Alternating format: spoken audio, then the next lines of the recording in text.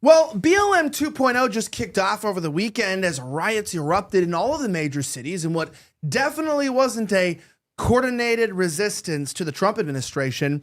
Breaking news, though, CBP and ICE plan on sending special agents to more cities in what may be stoking a copycat of what we saw in 2020. Check out this breaking news story.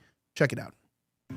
Breaking just moments ago, NBC News reporting that ICE is preparing to deploy tactical units known as special response teams to 5 Democratic-run cities. Those cities, Seattle, Chicago, Philadelphia, Northern Virginia, and New York.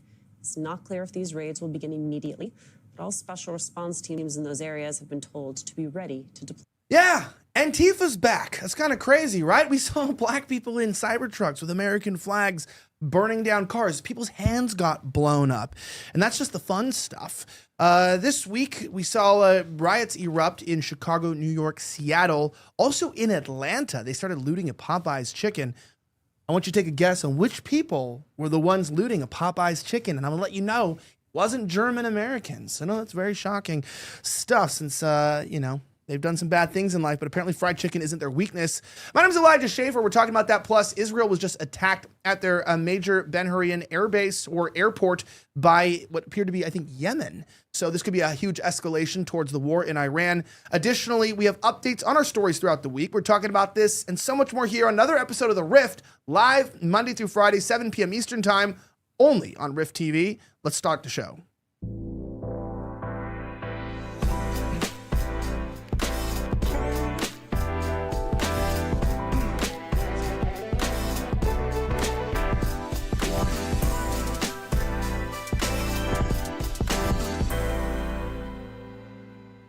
Well, as I just mentioned, Nick Sortor reported, hell yeah, brother.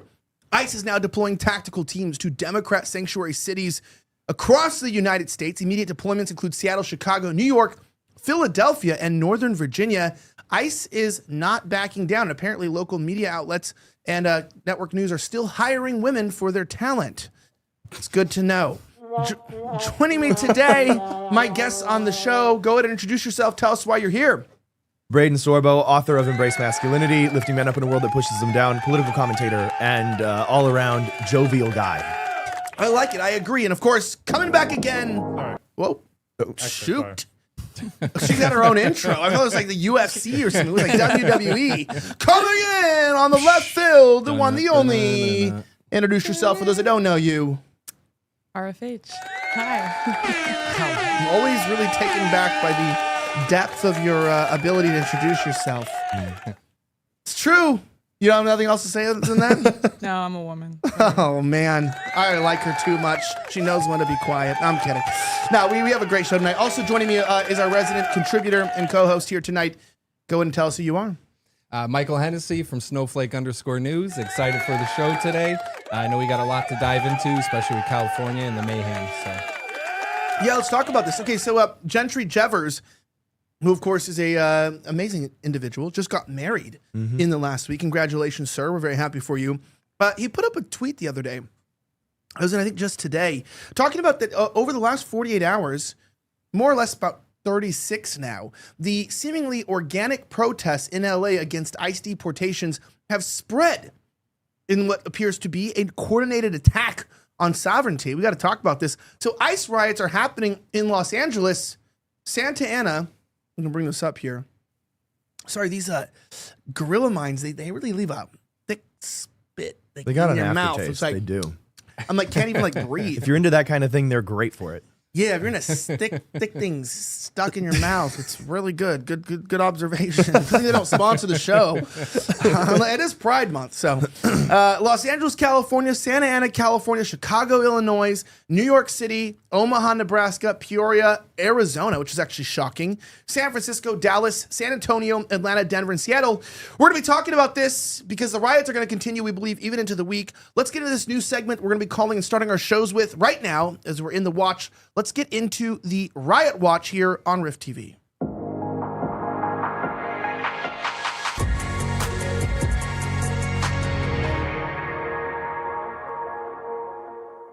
What appeared to be the most shocking scene, actually, turns out that there was a protest in the middle of Peoria in Arizona. Check this out.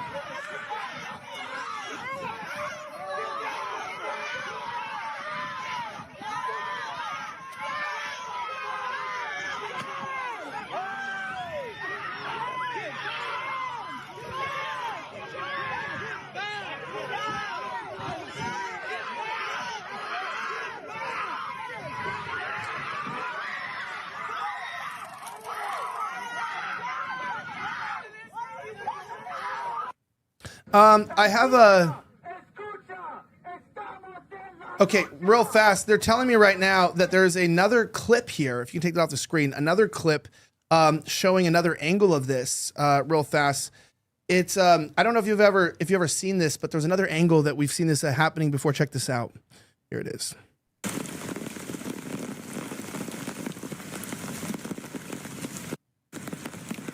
Oh wait, they're not fighting. They should be fighting. Sorry. I was going to ask, do you have an animal I typed in noise sound? chimpanzees fighting, but that was totally anticlimactic. You know, chimpanzees. You know what? I'm going to say this. They honestly probably don't allow to show chimpanzees fighting because people probably use those videos for the exact purposes that I was going to use them, and they block them because currently when you look up chimpanzees fighting, there's no chimpanzees fighting, and then the only other video is gargantuans in a boxing match when chimpanzees love to fight. Anyway, That's true. It sounded like screaming animals. I just want to start the conversation here. Across America, we saw lawlessness and chaos.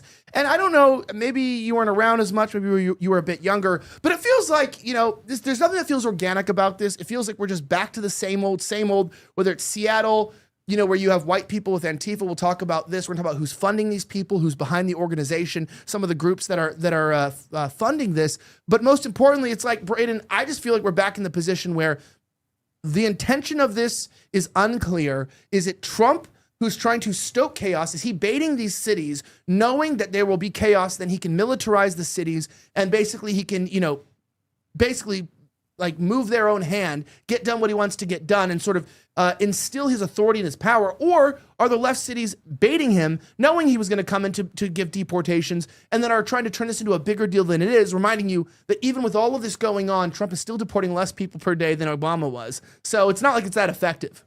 Yeah, I was just about to make that same point. I mean, during Obama's 8 years as president, he deported 2.3 million illegal immigrants. Trump isn't on track to surpass 2 million for all 8 years combined of his presidency. And so you're asking if it's sort of, oh, well, is it Trump trying to do something, stoke fires, to build an authoritarian regime, or is it the leftist cities kind of fighting? It could be a little bit of both. Frankly, I could see this being a leftist plant. I mean, they have a massive nationwide protest taking place on the 14th of this month. And you can look it up on their website. It's called nokings.org. You can go and you can look at where the protests are in your local area. And I went and I just checked a couple random states: Florida, California, Ohio. There's like 15 protests in Ohio. You want to tell me a red state has all of these crazy Antifa, anti-ICE protests taking place at this certain time, at this certain day, and it's not staged to even the most minuscule of degrees? I mean, give me a break. Yeah, no, I have to agree. I do believe that a lot of this is being forced upon the people, is being staged. They're gathering everybody together, and the Democrats are absolutely loving this. And the part that annoys me, too, is on both sides. First, you have the Democrats who are liking the fact that, you know, they're flooding the streets, saying everybody's being repressed. And then at the same time, right now, we're seeing the conservative side, not everybody, but they're jumping into the whole thing saying, well, this is why we need Palantir. This is why we need security state. So it's sickening to see on both ends how they're trying to push their agenda upon us with the chaos that's being caused. I don't know if you think so. Do you think this is organic? I don't think it's quite either of the options you were saying. I think Trump just wants to make it seem like he's doing something, because that's what Really? I think it always is. Yeah, I think Trump wants to cause chaos. I think he likes that this is happening. It makes it seem like he's doing something. It makes it seem like he's getting something done. And again, I don't think he is. Like you said, he's not on track for deportations to actually surpass even Biden. So this just makes his base seem like something exciting is happening, but really nothing ever happens. And I think the only winner coming out of this really is Gavin Newsom.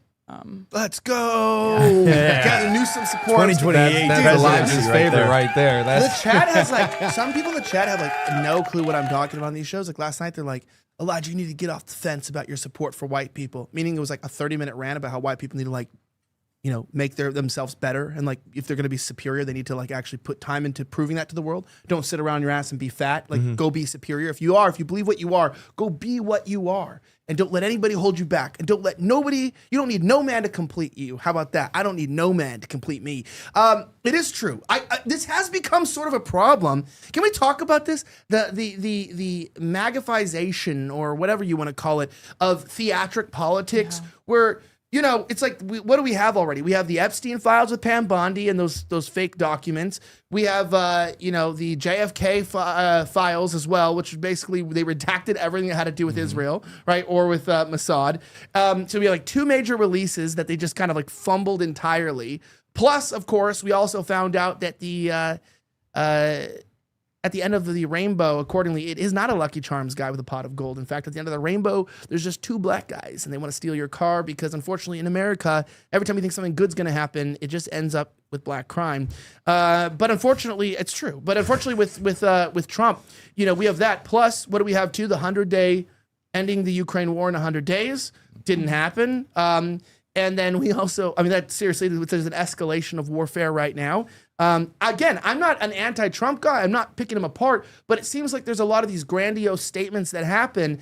And I think a lot of the most diehard Trump fans, people who were going to go to jail for Trump in 2020, people who, I did every Stop the Steal. I went and I documented the riots in 2020 because I cared about, I thought this was all about being against white people, which were against Trump's base. And it was all about, creating this divide in the country and making Trump seem anti-black or whatever they wanted to do. And I wanted to prove that was wrong, and now it feels like Trump is sort of like settled in his like Peter Thiel Adelson, nest egg. And he's sort of just doing what his donors want and setting himself and his family up with some sort of, protection. Meanwhile, I think he's going to get nuked by the Democrats and by the deep state when he gets out of office. His family's going to get the brunt force of hell. And meanwhile, all of us are going to be victims of it as well. And I don't think he's really, caring so much about following through on what he said.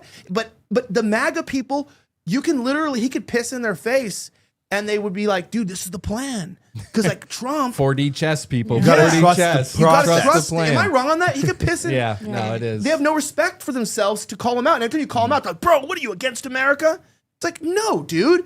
I just want someone to follow through on what they said. Yeah, there's a lot of things with Trump that's frustrating. I am happy that he kept me out of jail. That was really nice. But Good thing to lead with. That's it. Yeah. But besides that, we've seen restriction on freedom of speech, the way he's passing all these laws. The wars are definitely escalating. I don't see those ending at all. The deportation numbers you mentioned, and then even creating a security state, as I mentioned with Palantir before. So he has been letting the American people down, and I do think that he has more allegiance with foreign countries than versus our own. So we're seeing that firsthand. Yeah, it's all theatrics with him. I think if more people on the right just saw him as a gay man, because he kind of is. Like, I think he's like our first gay president. He's really was meant to be a drag Obama was queen. our first gay president. No, maybe he's number 2. But Bathhouse Barry, he's does that way ring more a bell? of a queen than Obama. Yeah. Obama's more closeted. I think Trump, if you really just saw him as kind of the drag queen he is, the right would see through it more.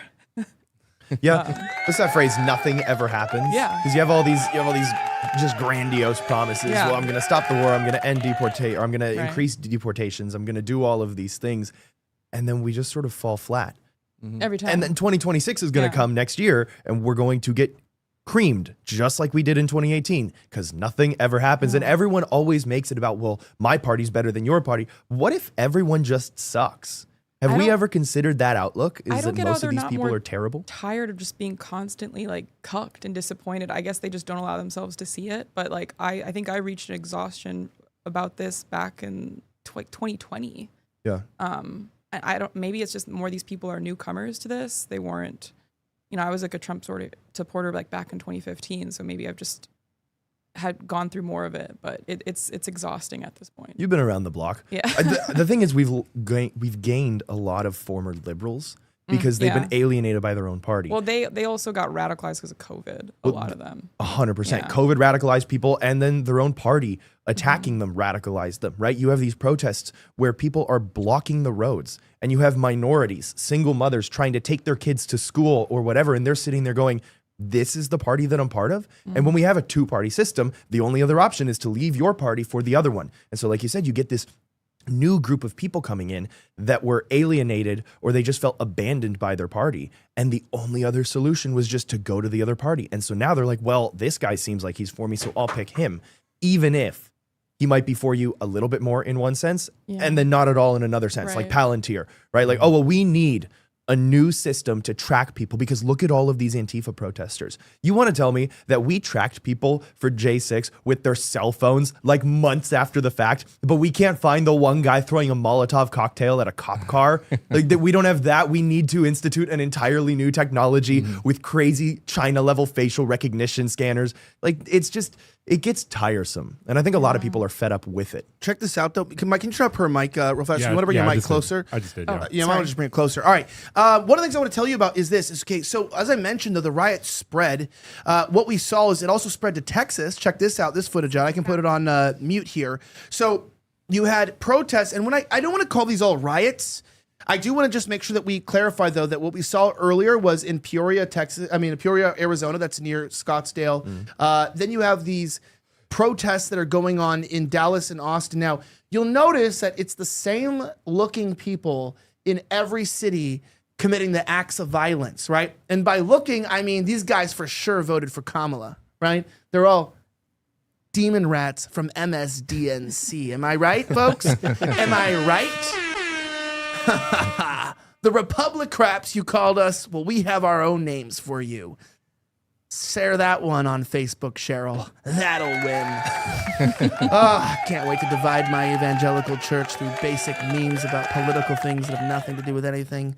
By the way, sorry, that was me in 2016, but check this out. So that happened in Texas. Plus, tracking here, Philadelphia had a similar situation.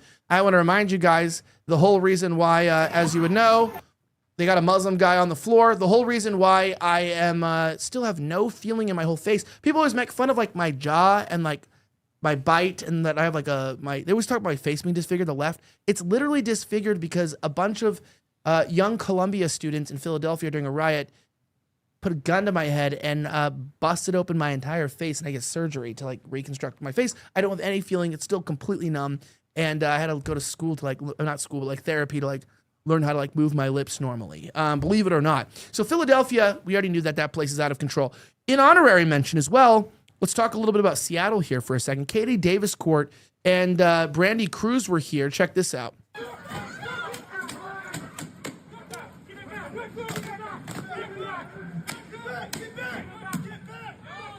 He's just taking the rubber bullets. You saw that?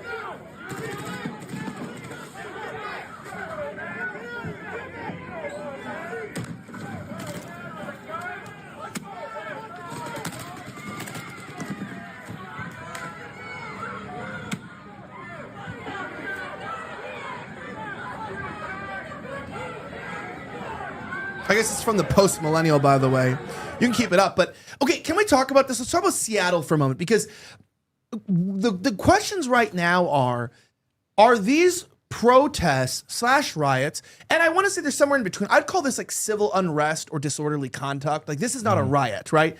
I'd say a riot, I've always had my definition. The riot is when there's a mass gathering of people that is basically out of control of the police department, that also involves like felony vandalism. I'm not giving a number on it, but it's like once you start torching a car, that's a riot's begun. Once there's looting or mass like felony vandalism, I'm not talking about like, I've even said once you start breaking windows, that's kind of when you're like, okay, the riot started, right? Yeah. Tagging, flipping over trash cans, I would say that's still like a unlawful assembly, right? So that's like unrest. Yeah, it's civil unrest, but it wouldn't be a riot. So not that it's that important, but we did see a combination of unsettling protests that did have some disorderly conduct in them, and a series of riots across the country. And they're not even the same groups of people, right? They're not even the same ethnicities of people, but they claim to be fighting for one thing. I don't know what you found about this a little bit here, Hennessy, but I feel like there's more to the picture here. Well, what I was finding in a lot of these places is that you have groups that are actually egging this on, organizations that are being paid. You see the Green Hats. That's an organization of lawyers that were put together to pretty much combat the police anytime someone's causing mischief. You also had another group. It was the Brown Berets, I think it was pronounced, which is another group that's funded, and they cause unrest in these types of situations, which I know we have information about them as well later on. So, yeah, a lot of these organizations are pretty much stoking the fire and just, causing chaos and getting groups to gather together. Yeah, okay, but this is the point. In Seattle, you saw all of BLM. I mean, BLM was a combination. I always said this. Antifa burned buildings down, but that was after the blacks looted them. Right? It was after BLM looted them. So the blacks did the looting, the whites did the burning. But now this is not about black and white anymore. This is about Chicanos. This is about Mexicans, which is funny because it's not actually. It's about illegals. Which illegals, like this one girl I'll play right now, are not just people who are brown, right? The illegals come in all different colors. That famous TikToker just got deported for violating his visa. He saw it. Cobby Lane or whatever. Cobby Lane, Yeah, yeah. the black dude. He has like 50 million. He's the most followed TikToker of all time. What? He Where's got he from? deported. Yeah, he got deported. He's from To where? Senegal? Senegal? Yeah, something like that. Yeah, but this One is of like, the African countries. ironically, this is an AI video, but it could be real. It's funny. This is what the Mexicans are saying, though. Flying the flag of the place I don't want to be sent back to. While I'm destroying the place I don't want to leave. Yeah, okay. So that makes it, take that off. That's what it seems to be, though. The reason why it's about Mexicans is because people are not flying Chinese flags, Senegalese flags. They're flying Mexican flags. This has like become a racial thing. My question is, I didn't even know there were Hispanics in Seattle. You know what I mean? Like, what are you writing in like New Hampshire for Hispanics for? Okay, have you even met one? Me, no, I go out of my way to avoid people. Yeah. Find Can I life is get a better little that hand way. here and just saying, like, the Hispanic issue is definitely a Southwest issue, and there definitely is a slave class of people that are involved in this. And the truth of the matter is, I want to see what Cernovich had something to say about this. There's this one girl that's going viral right now, talking about all of this stuff, about the need to stand up. Everyone wants to stand up for the illegals all of a sudden.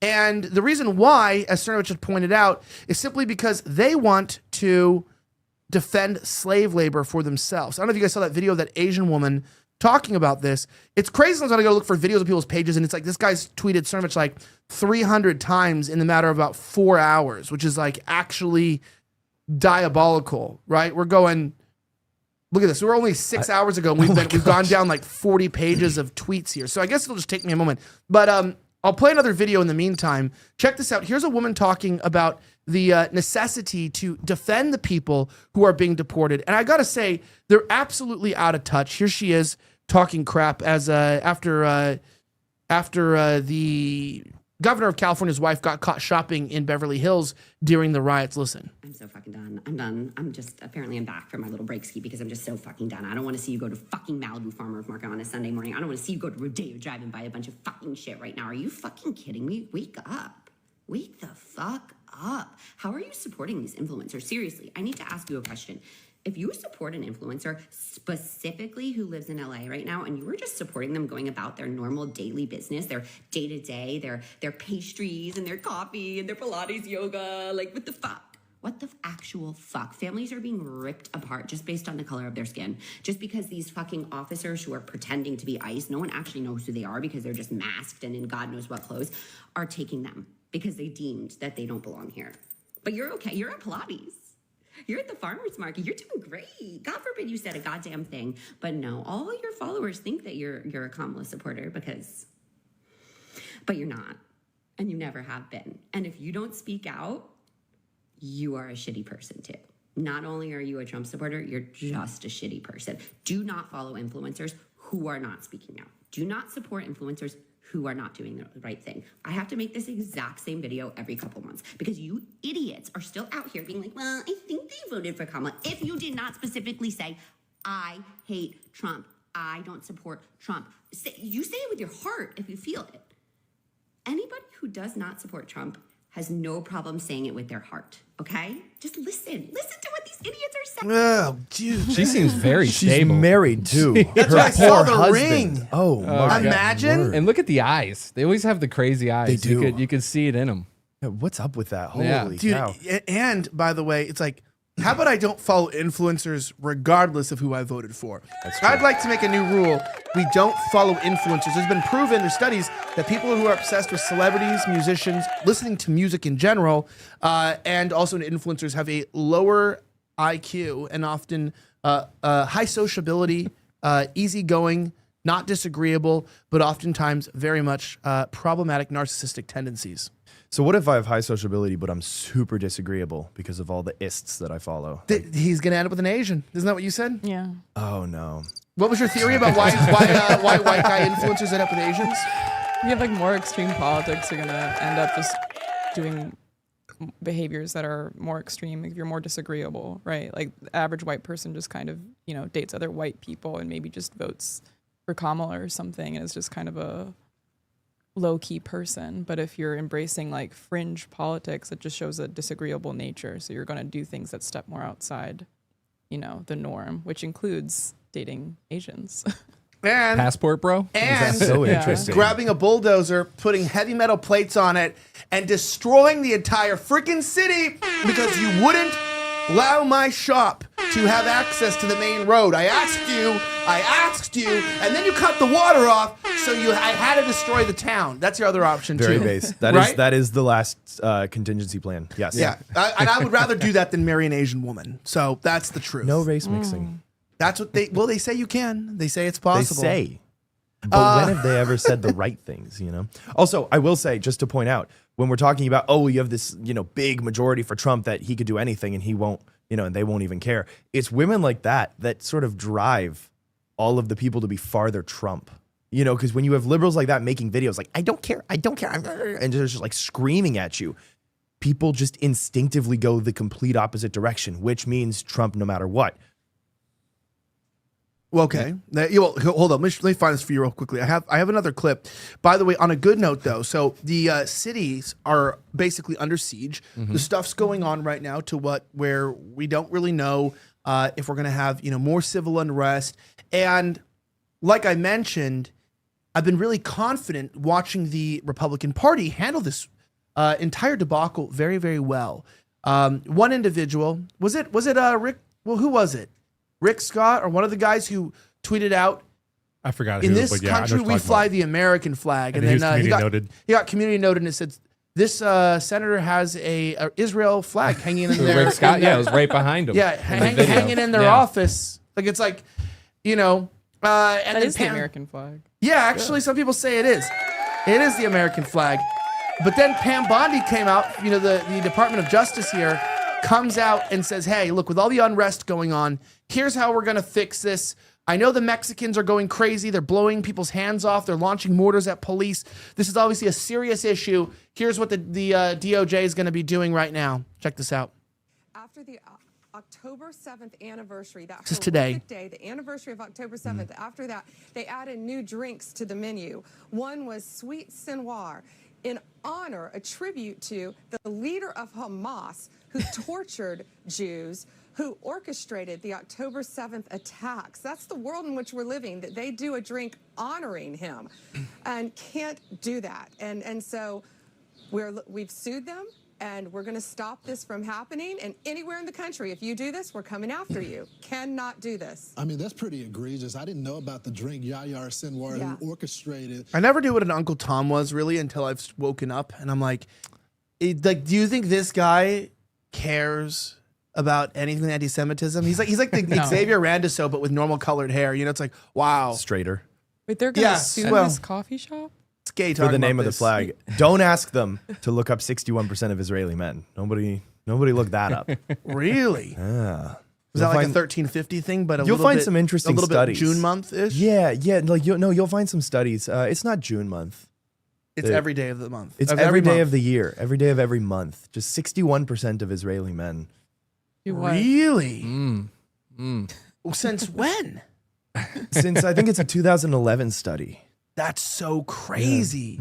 Because I thought they've been gay since the beginning of time.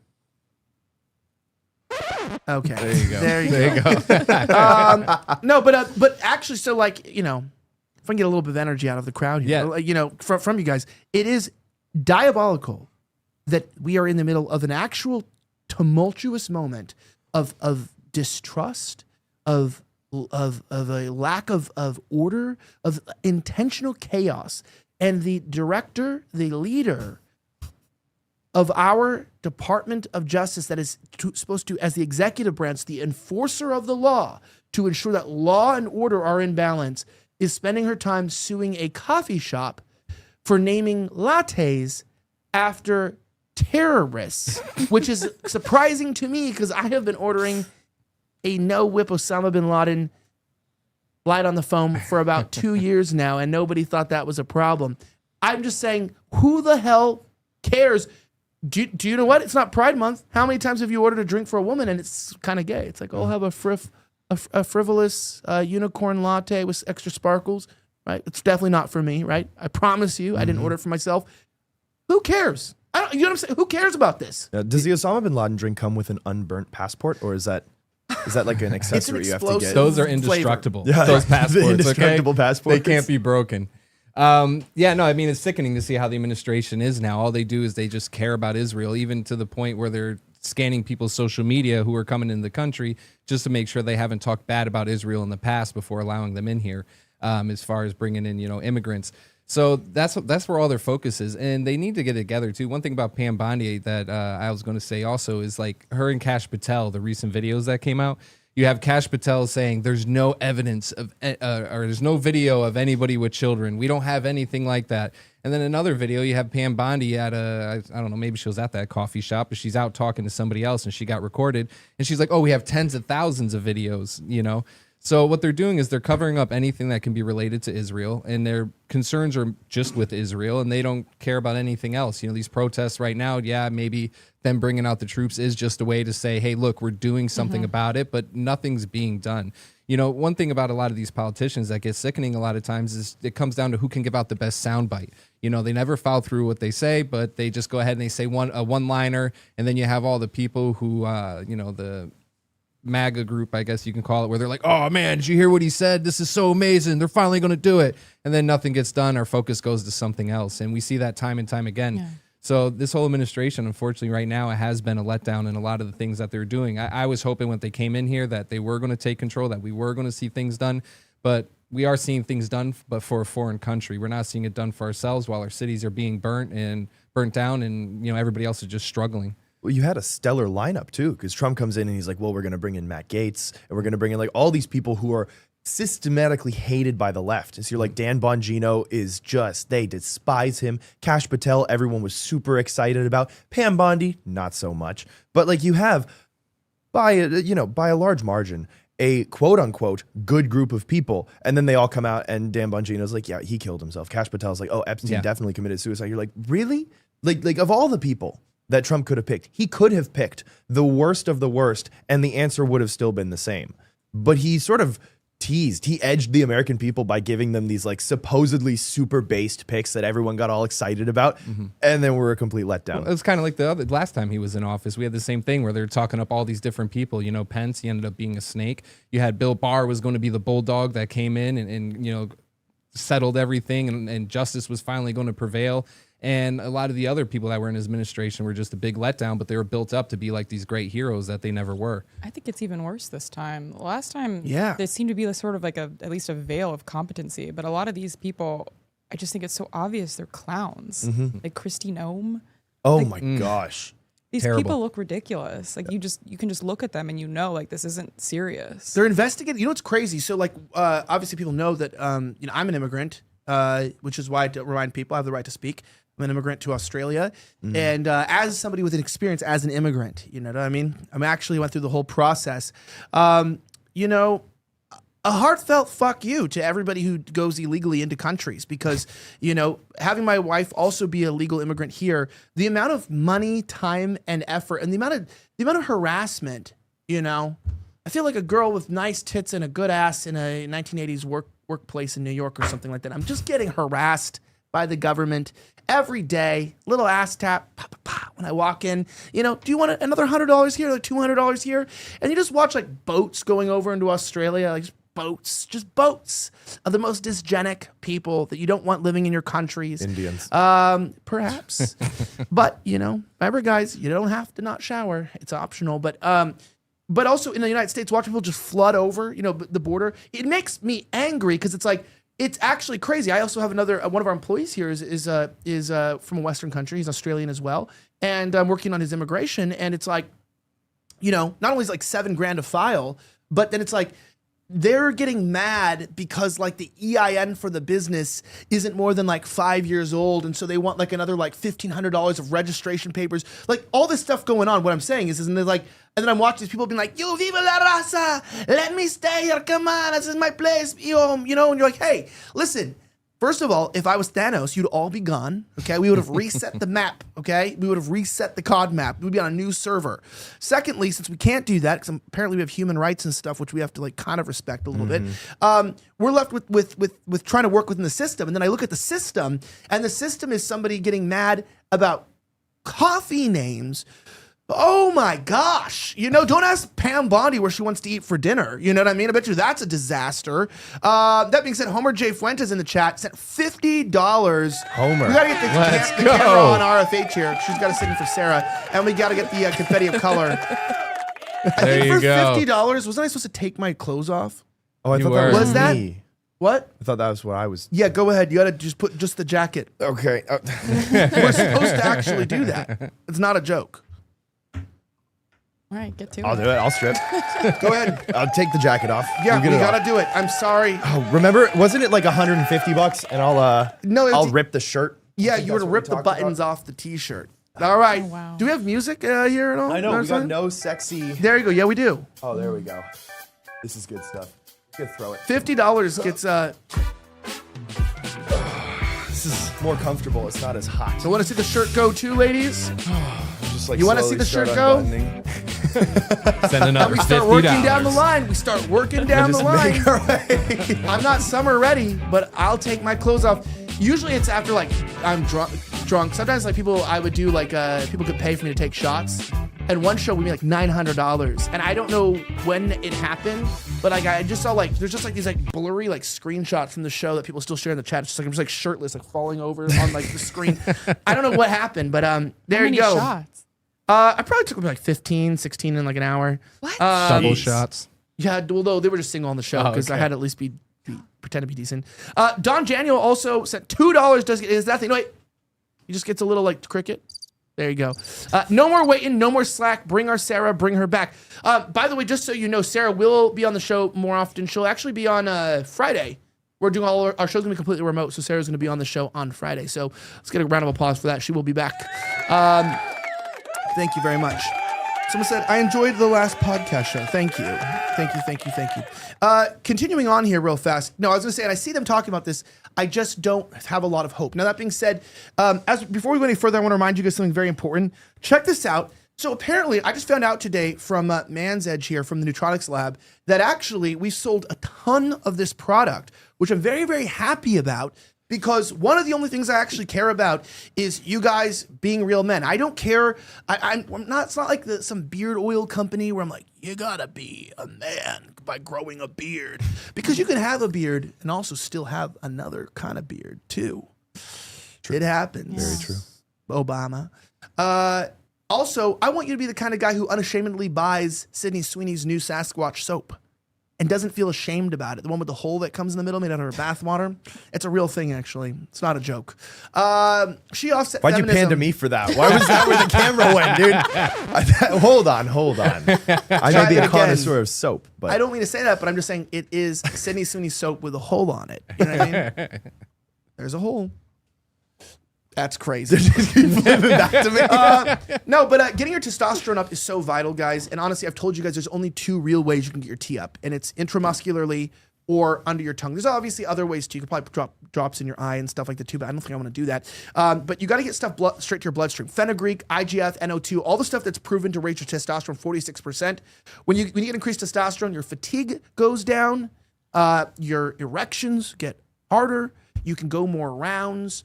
Also, just little advice, if you want to go more rounds and have full loads, I know it's very, very crass, L-arginine is a supplement. But if you want to please your woman in bed, if you want to go around, you want to have a lot of kids, maybe you're trying to have a child, you need to go multiple rounds, try to ensure the pregnancy happens. Maybe you just want to feel tough again, and you want to feel like yourself.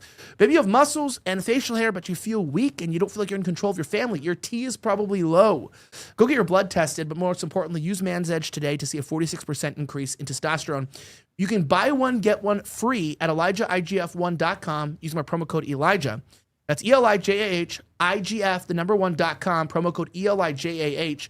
Plus, you get another 10% off. So it's 60% off 2 bottles. Like I mentioned, it is at cost to them. So they're not making any profit because they know that you will return to order them. And I said that, and I found out a bunch of people are on auto ship. And that's how you should do it. Plus, we also have the new IGF Titanium X 600,000 Plus. which reminds me of like the ABC7 live Doppler 7000 plus in LA. This won't tell you the weather, but your compass will definitely point north.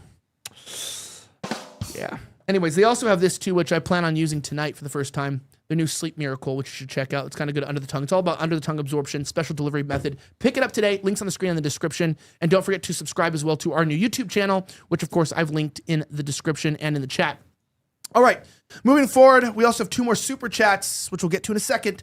Let's go ahead and get into our top stories for today. We've got some incredible things going on, including the fact that Israel was just attacked by Yemen inland, justifying what their Netanyahu saying may send them into a full-scale war. Let's get into the top stories of the day.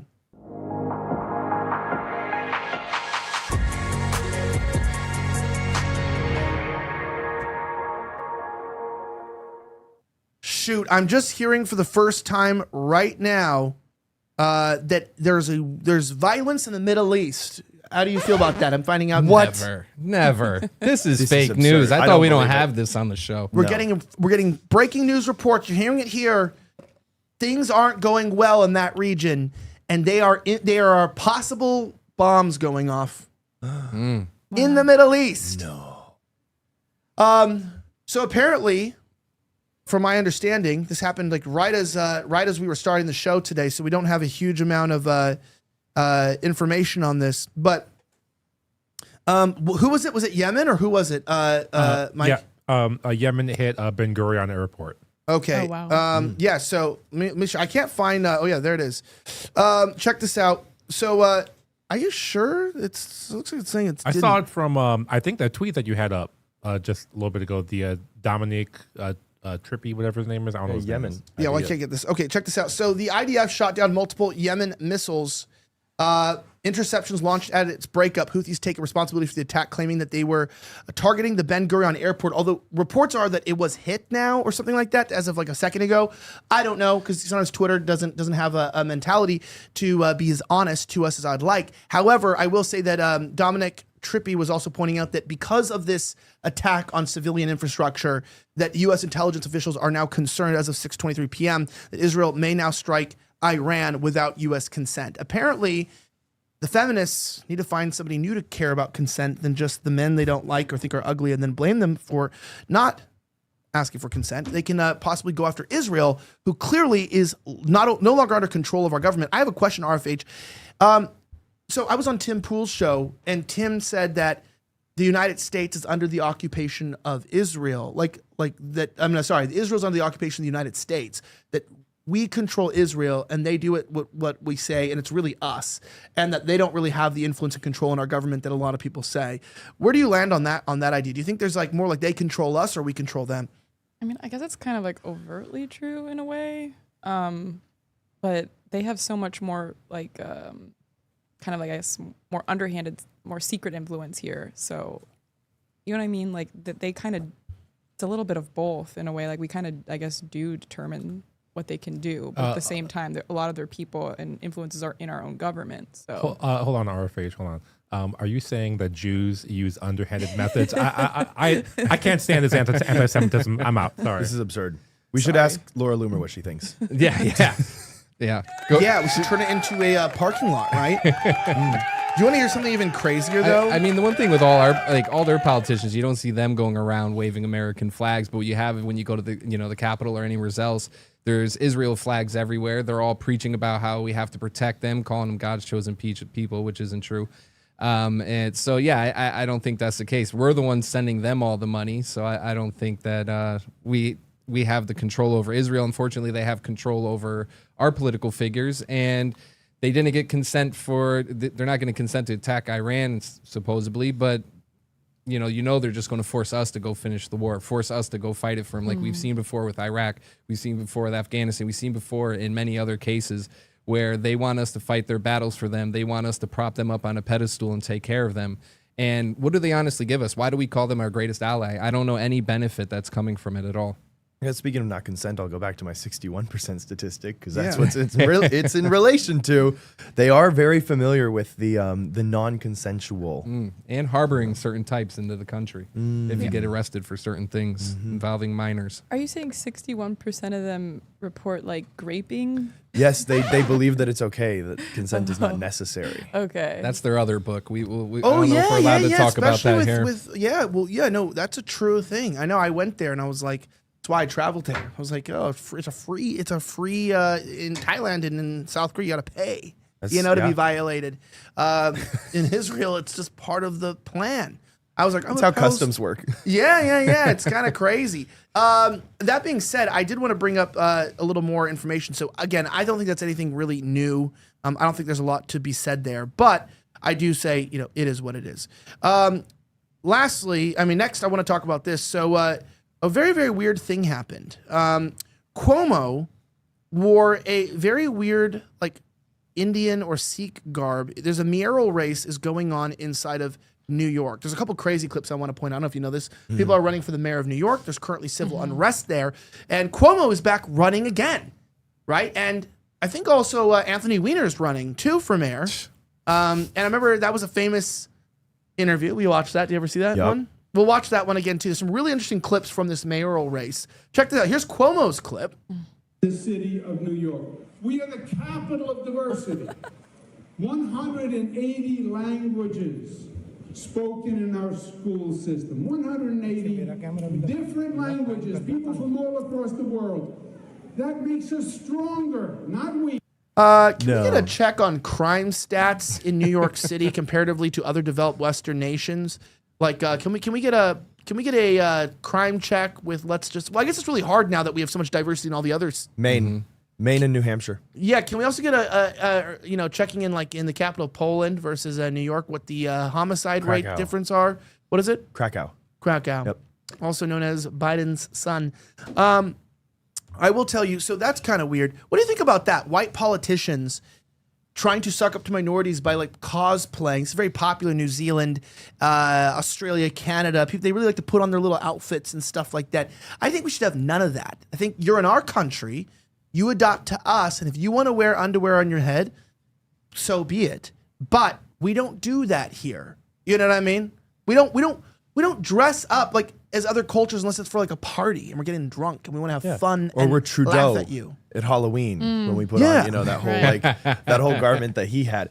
Dude, I hope you're gonna pull up that video of the mayoral when they answer where they would go first if elected mayor. It's on the list. Oh, thank God. Is it there? Yeah, it should be there too. Okay, good. God. No, this stuff is insane. He's like, diversity is our greatest strength. You have people from the Bronx and Brooklyn that want to kill each other. Yep. And then you have people from India and Pakistan that want the same, and they both moved to the Bronx, and now the Bronx is infighting, or they both moved to Brooklyn, and now Brooklyn or South Side or whatever. You have all of these different little boroughs, and now you have 180 different cultures that don't get along, and you're calling it a strength while wearing underwear on your head. What about that is American? A mixing pot insinuates the idea that everyone is mixed in evenly. So it's called a melting pot. Melting pot. Did you see the early life check on the guy who created the term melting pot to describe American immigration? No, but I don't need an early life check. A true survivor goes by instinct alone. Well, they said what I thought was weird is not his ethnicity or his religion, which of course we know.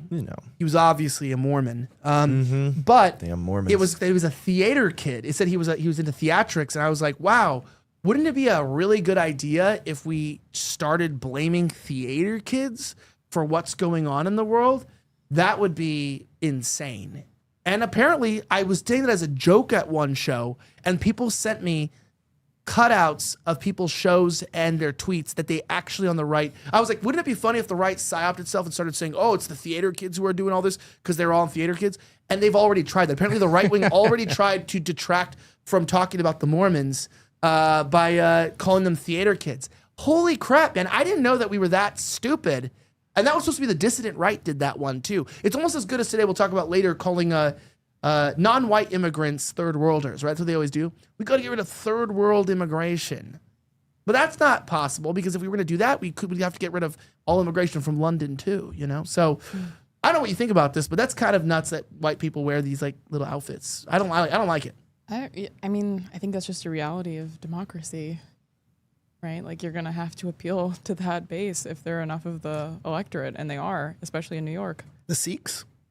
Man, not so much Sikhs, but well, even then, like actually a lot of those communities will kind of maybe change an election. You know, like Trump made explicit efforts to campaign with like the Amish. Not that they're like a racial minority, but just that, you know, they make up enough of the populace to make a difference somewhere like Pennsylvania. So Who doesn't love the Amish, though? oh, I hate them. Really? The Oh, Amish? yeah. Why? Oh, Get her out of here. Many Yeah, reasons. of all the things. Come on, Yeah. that's Wait. the one you don't go after. I was Yeah, gonna say Amish. if I could go do, I would just go be Amish. Screw Yeah. civilization and technology. I would Why? deport them back to Switzerland.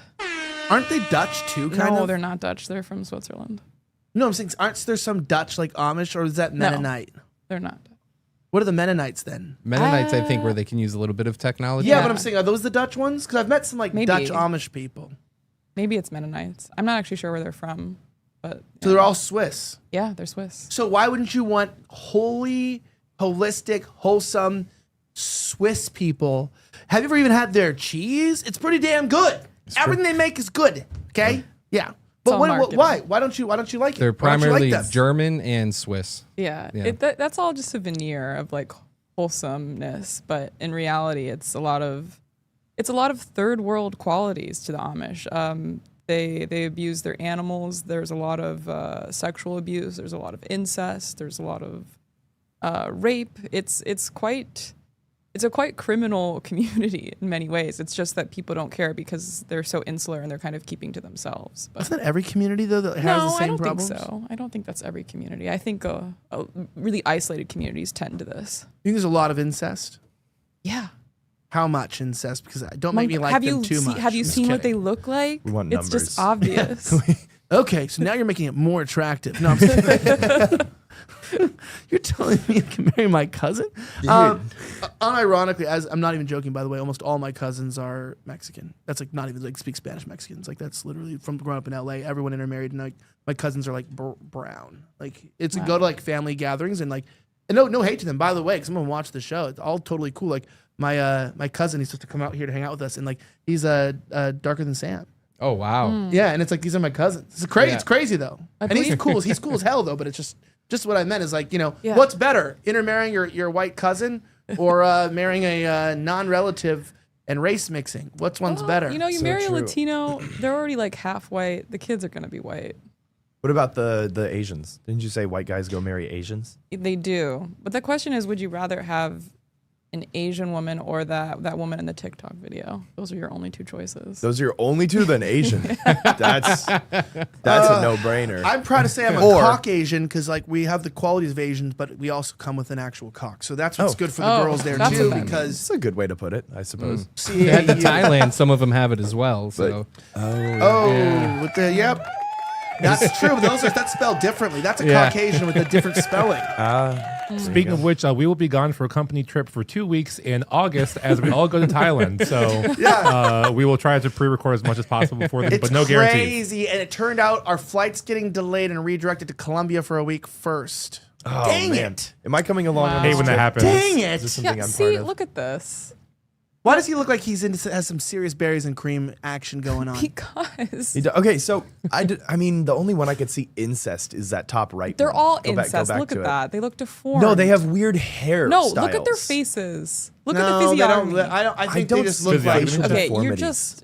you're just coping right now. No, No, think I it's see just a weird haircut. Yeah, I see a No, weird no. haircut, but Look I at- see That guy looks there's like no I light in would their see him in a bar. eyes. Well, he's obviously this is a criminal sting. It's like some sort yeah, of like no light in the Yeah, 'cause eyes they're doesn't doing indicate crimes. incest. Okay, but that doesn't. Who's they? That doesn't The mean that Amish. they. Who's they, though? Who are they? What do you mean by they? who's I mean the they? Amish. Okay, Parentheses Amish are around quadruple this. parentheses. Like 4 on each side. All insular communities kind of end up operating like a lot of stereotypes that you have about Jews, to be honest. So Whoa. Really? That Yeah, seemed I mean- very So the Amish is anti-Semitic. Are running you it, saying yeah. that it's true. anti-Semitic? They have special Anti-Semitic. words for us that are basically slurs. You know, like they refer to us as the English, much like, you know, some Jews call us the Goyim. These are not signs that these are people who want to cooperate and be a part of your society. And I don't think that they should get a pass just because they are ostensibly Christian. Oh, just because this guy doesn't know what minoxidil and finasteride is, am I supposed to hate him? Honestly, more guys would look like that today if they didn't have hair transplants and hair treatment. You're supposed to hate him because he's a creepy, incestuous rapist with horrible physiognomy. Sounds like the perfect guest for the show. Picked a random photo of a guy and we're like, rapist. That's just crazy. That guy has sex with his You can sister. tell. And you're like, how do you know that? Real fast, a couple super chats here. ZTH said, isn't this that BITCH that inspired that T to shoot up that school? No. I don't know what that means. Yeah, that was so cryptic. ZDS333 says, gonna get my wife pregnant again for White Boy Summer. Wins in the chat. Let's go. For my swimmers. White boys, white boys. Color. Confetti. It's $20. Let's freaking go, baby. Wow, I'm really impressed by Pride that. Month is canceled. It is White Boy Summer. Somebody said, Doomsday Cracker said, throw her in the gulag. Wow. Throw her in the gulags. At least you went over the chat. Let's play this. Let's play this clip. This is actually, let's go back to the mayoral race for a second. No. This is actually insane. You know that there's occupation and influence of certain levels in our government, right? Especially at the federal level. There's a lot of money, hundreds of millions of dollars put in, close to 500 million in the last year, just from certain nations. And of course, we're talking about Senegal. Senegal, with all that money, couldn't get their own TikToker to stay. But it's a shame. this is God. I actually am very rarely shocked at the state of American politics and almost think I'm being punked. And I saw this video. And I actually, for the first time, was speechless. I had nothing to say. I go, huh. Wow. Okay. Watch. The first foreign visit by a mayor of New York is always considered significant. Where would you go first? Left to right, Ms. Adams. First visit, I would visit the Holy Land. Mr. Cuomo. Given the hostility and the anti-Semitism that has been shown in New York, I would go to Israel.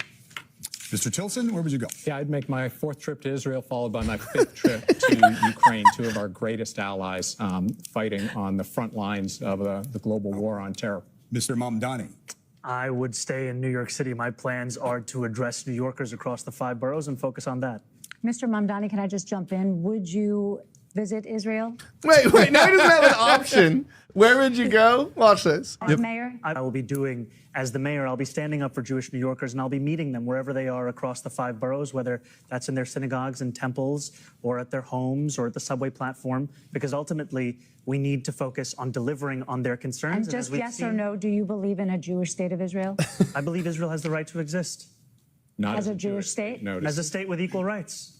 He won't say it has a right to exist as a Jewish state. Be very And clear. his answer was no, he won't visit Israel. I said that. That's what he was trying to say. No. Unlike you, I answer questions very directly. All right. My goal would be to take my first trip to Israel. My wife's life work in this area means a lot to our family, and it could coincide with my young son Miles' bar mitzvah, if you'd like to have his bar mitzvah. It is insane to see that at even a mayoral city level that you would think it was just coincidence that everyone's going to Israel, which is fine. It's a great place to visit, I hear. But then when some guy goes, I don't actually feel like going, and they go, but would you go? Imagine someone says that. It's like, hey, where are you going tonight? Oh, later, guys, I'm leaving work. I'm going to get drinks. And then someone's like, yeah, I'm going to go get drinks too. And you're like, no, I'm going to go home. And then your boss goes, excuse me? You're going home? But would you go get drinks? You're like, I mean, I have no problem with people getting drinks, but would you yourself go grab drinks? What do you mean? Do you think people have the right to grab drinks? I think drinking alcohol is a legal right of people. Yeah, but you didn't say that they should be getting drinks right now. And you're going, what's going on here? This is very weird. It was like it was a shit test. And he failed. And then everybody jumps in too. They're like, see, he didn't say it. He should have said Israel. He's How got dare my he not vote. say it? I don't even live there. He's got my vote. And the worst part is that guy, I mean, all their answers are terrible, but that guy's terrible as well. I've seen a lot of his campaign ads. He's not even speaking in English. He's talking about how he wants to give health care to illegals. He's totally against immigration. So, yeah. There's a lot going on in that clip. That's really crazy. Did you see that before? No, I hadn't actually. I'm really confused why there's like a set foreign trip or the mayor of New York. I don't understand the logic behind that. It's so that they can go to Israel. Yeah, it's just that the mayor of New York question. has to go to Israel, apparently, which I wasn't aware of, that this is like a requirement. Yeah, the funny thing is that video It'd be crazy was if our cropped. presidents did it too. Wait, you're just finding out that people are required to go there? with the little with the wall and the so you hat have and to get everything. the little top with the kippah. The little yarmulke. My favorite answer is the guy who says, "I will be on my 4th trip to Israel." He really wanted you to know that. Well, it's funny because you cropped the clip. Like, we didn't It's have that time to play the AIPAC money. entire clip because Cuomo goes on for like a minute about how much he loves Israel and wants to go there and combat anti-Semitism. And then everybody else picked Israel too. And then the one guy who I'm like, wow, I like this one stance of his, is arguably like the most liberal out of all of them. So it goes back to nothing ever changes. Nothing happens. By the way, I mean, I just found it interesting. I was watching the sign language interpreter, and I just love to pick up different cultures, different languages. I did know that this was the sign for Israel, so you learn something new every day. Oh, there you go. Congratulations. Dude, congratulations, everyone. Yeah, so it's like that. congratulations, Wait, yeah. is it like this or this? Is it I think this it's way or more of this a way? rubbing. Like you have to show like I'm dedicated to this. No, you got to do this. Yes, yes. You Actually, go like this. You're washing your It's the hands? Palestinians and an Israelis joining hands together. No, it's the that's beautiful, beautiful. it's the beautiful black men from Senegal marrying the Jewish women. That's what this is. Joshua Tries One said, for $5, get an air horn. He's an air horn. People like Tim Pool will see people bring up this clip and say, why are you so obsessed with Israel? You're Israel first. It's literally the same argument liberals make when people bring up a T-kid. I guess it's like the same thing. When people are like, why are you obsessed with these LGBTQ issues? You're like, no, they're putting it in my face. You're bringing it up to me. This is where I get really upset too with people is that, nobody's ever happy with No one's ever happy with you when you're on the internet, and you have to realize that. So you have to choose a position to take. For instance, it's like, a girl wears too much clothes, on a show. People say, show a little skin. And then she shows a little skin. Someone's going to say she's a slut. And then, let's just say, I'm not joking, people will go out, then she creates an OnlyFans, right? Or whatever, and buys into the idea. And then people say, no, you're not supposed to do that. You weren't actually a slut then, but now you really are a slut. And then she goes, okay, fine, I'll change. I'll go back to what I was doing before. And they go, you can't change. You can't change. You can't be redeemed. You can't speak at a Turning Point conference. You can never be redeemed. And it's like, you can't win with people, I've just noticed that in the world. It's like, you're telling all these girls to stop doing OnlyFans, and then they stop and try to tell you that, they stopped. And then it's like, but you can't join our side. You can never change. I feel like there's this sort of mentality now where people are just, putting you to a position to where you can never win. And that's okay. And I don't have a problem with that. But when it comes to this issue, this country, this complex idea, there's really no winning. And the reason why there's no winning on this issue more than any other issue is because it's actually the real issue that's the number one defining issue of everything at all. It's the only issue that whether you're on the right or the left in the establishment, it is something that you cannot touch on, you cannot talk about if you want to have any success, whether you're in the media industry, music, Hollywood, whether you're in, political media. I am telling you this, it is absolutely, literally crazy that it's like, this is mean. I shouldn't say this because it would be mean to my friends, but it's like, I watched who Fox News interviewed the last 5 days about what was going on, and they chose people who intentionally worked for very, very strong Zionist organizations. And they won't have anybody on who, there's a couple people who've been on that got really, really incredible footage that they played who I had worked with in 2020 who have recently come out in favor of Palestine, and they're not allowed on Fox. They're not allowed on MSNBC. They're not allowed on these networks anymore, and they'll bring on these other people. And the left-wing outlets will even interview the right-wing people now that are pro-Zionist rather than choosing their own liberal journalists to interview simply because they've been directed not to interview people who are pro-Palestine. And it's a really sad issue because if you're in media and you're in our position, you're trying to seek the truth. And there's really no upside or benefit in our sphere to be honest about this country, this issue, this topic. There's really no benefit. So when you do it, you're punished. And then when you take a step of faith and you at least you choose how far you want to go into it, you're honest about it. The people that want you to be honest, just like the slut thing, are like, that's not honest enough. You didn't say enough. You don't talk about it enough. You didn't go over it enough. Like, dude, how many times do I need to tell you We know this country occupies the United States. We know that our government's under control of their lobby groups. We understand, yes, like the critics, not all politicians are under their control, and there are other people who have influence and control in our nation, but nowhere to that extent. And the disproportionate extent that they control our politicians to the size of the nation is alarming, because if China has some influence, well, it's a huge, $1 trillion economy, and it's, been around for thousands of years, and it might make a little sense to our number one trade partner. But we don't fly Chinese flags in our offices. You know what I mean? So like that's to the extent people say, why are you concerned about them? Because their flags are flown in our offices. I don't know if you're willing to share your recent experience recently, but this goes in the evangelical church. This goes all around, that you will see above the American flag, the Israeli flag flown. And it's something that deeply disturbs me, because it's like you fly the flag you have an allegiance to, and they'll be like, don't fly a pride flag in my church because we're allegiances to God. But in your political conference, you fly their flag. Then where's your allegiance to? If you don't want a Mexico flag flown, why are you flying their flag? Yeah, I'll share my experience.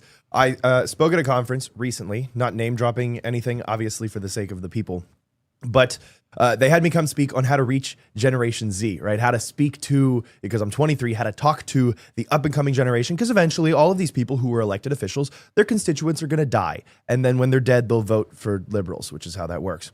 And so they need to win Gen Z. So I went up and I gave a speech on America first. All that we care about in Gen Z is fixing the problems internally, because until we do that, externally, there's nothing we can do. No problem can be solved. There was an America flag, and then I believe the flag of the state, and in between both of those was the flag of the little country that everybody loves so much. And so my speech of everyone needs to be, if you want to win over Generation Z, you need to be pro-America. You need to be America first. And this is a Christian summit. And so as Christians, we need to take care of ourselves, because how can you love thy neighbor if you hate your family? That won't work. It's not sustainable. And immediately after I get off, someone goes over there like, this is exactly why Braeden made such a good point. This is why we need to combat anti-Semitism and help our brothers and sisters. And because of that, we signed this bill that renames the Jordan River or whatever. I was like, are you kidding me? We're renaming foreign land for our own sake. When Rename we have it to what? I don't remember.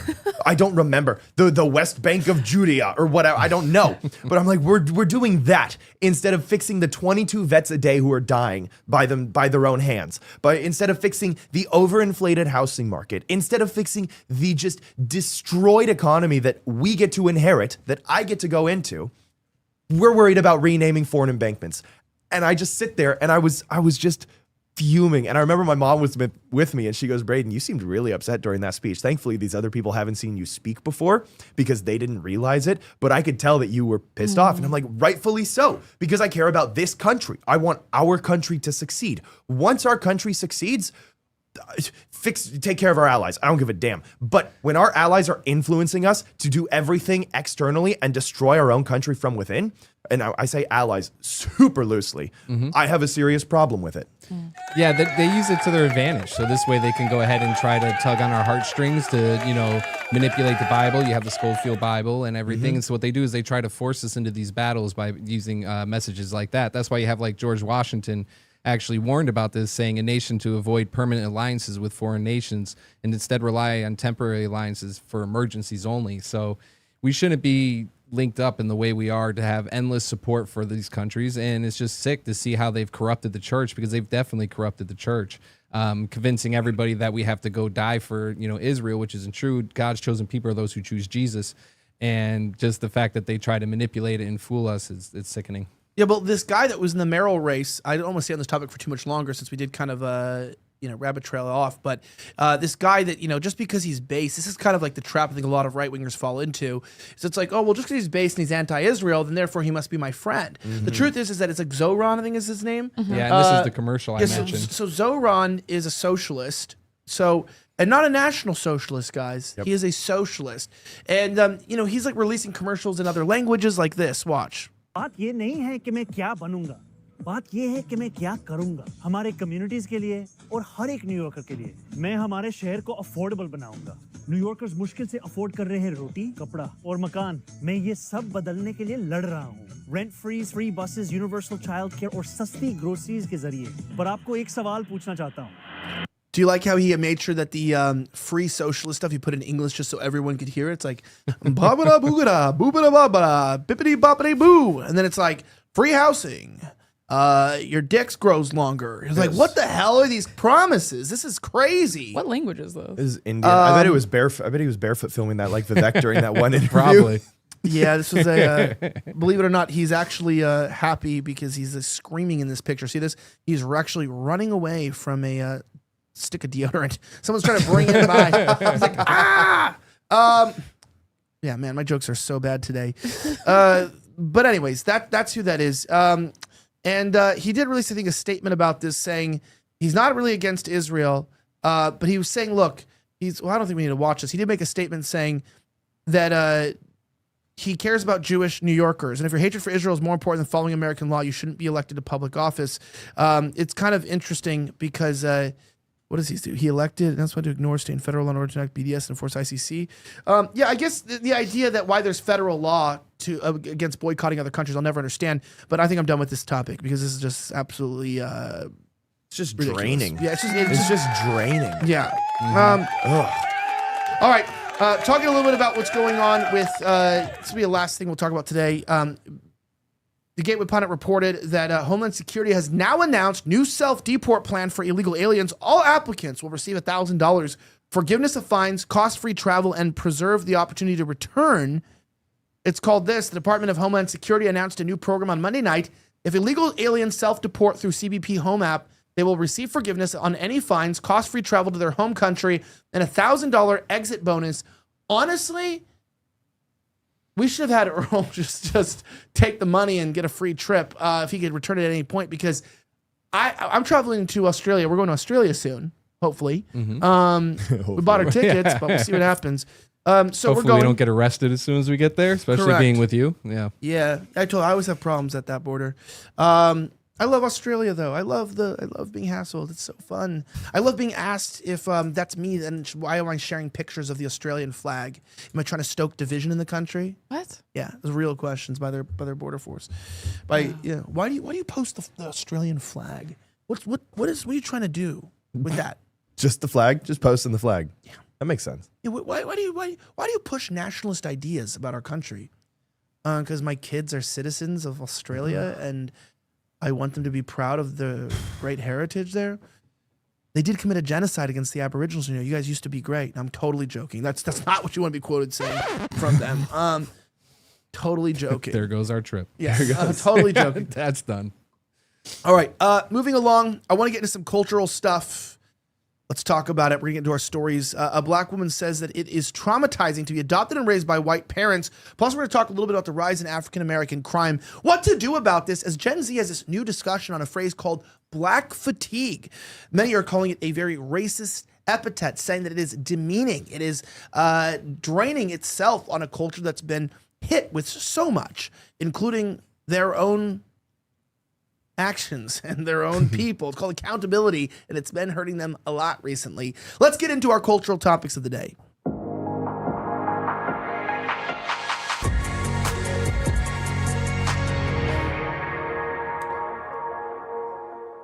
All right. Just today, we found new pictures of Richard Hanania just dropped. Check this out. It's been a crazy week, so that's crazy. I like Richard, by the way. I think he's a good guy. I think he's just hated by a lot of people, but he's come on this show. He's a really good sport. But jokes aside, let's ask a couple questions. Is this real or fake? Let's go. What's going on, man? Hold on. All right. How much is this? I Dropping gotta chips go. on the floor. What happened? How much is this? I gotta go. How much is this? You gotta go.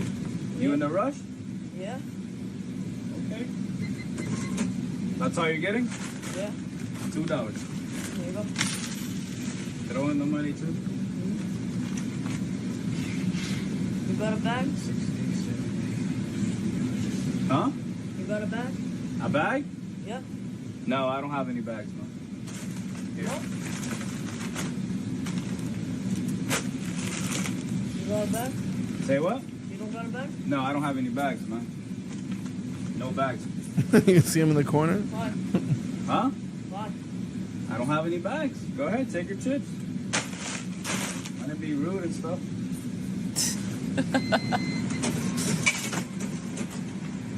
All right. Real or fake? I think that's real. That's real. Yeah, it's definitely Yeah. Israel. Yeah. Israel. This is a guy who just films his interactions at his store. It's interesting. Yeah, there's a lot to talk there. So this is a cultural phenomenon they're calling fatigue. And the African American community has stated that this is very much a racial attack on them, right? A very serious attack. Because God knows that perhaps the greatest thing the black community is facing is people being mean online, right? And I don't know where we go with this conversation here. I'm trying to keep it, educated and quite interesting. But at the same time, some people wonder, this idea of fatigue means other ethnicities are feeling just tired to the point to where this guy wouldn't even give a bag. Because he's just like, dude, listen, man, you're going to throw things. You want to inconvenience me? You're paying coins. Just go. You know, I don't want to give you a bag. I'm not going to help you. Why don't you leave and just go? And there's kind of that mentality. There's a lot of this going on in our country with illegal immigrants, with legal immigrants, with minorities, where I think a lot of people, and it's honestly, a lot of the people that are upset at the black community are like Arabs and Asians. You know, it's like that seems to be who's in the shop owners in their areas that are experiencing a lot of this. I don't know if you've heard of this new phrase that's been Gen Z's been really adopting, the black fatigue. What are your thoughts about it? I haven't heard of that phrase, actually. Really? No. Really? Okay. So yeah, what are your thoughts on it though? Do you have thoughts? We gotta pick this up. I thought that kid was Latino, actually. No. He was black. He's yeah. very much so dark skinned. I have an interesting addition. Did you know the average IQ for someone to be considered mentally retarded is 70 to 75? I thought it was like 75. Yeah, 70 to 75 IQ is what they consider a mental deficiency, restarted, as they would say. The average IQ of a lot of African nations, no correlation or anything, is 50 to 70, give or take. So that's just a random thought. No relation to the video or anything like that. No relation to black fatigue. I just figured I'd bring it, bring a new thing to the table. Yeah, well, there you go. I feel like we have to have a discussion. Do you think that, America becoming a less white of a country has led to higher social trust? Do you think it's the narrative is like Hispanic people, right? This whole thing in minorities, right? There's black excellence, that a lot of these groups have sort of built America on their back. They should be celebrated.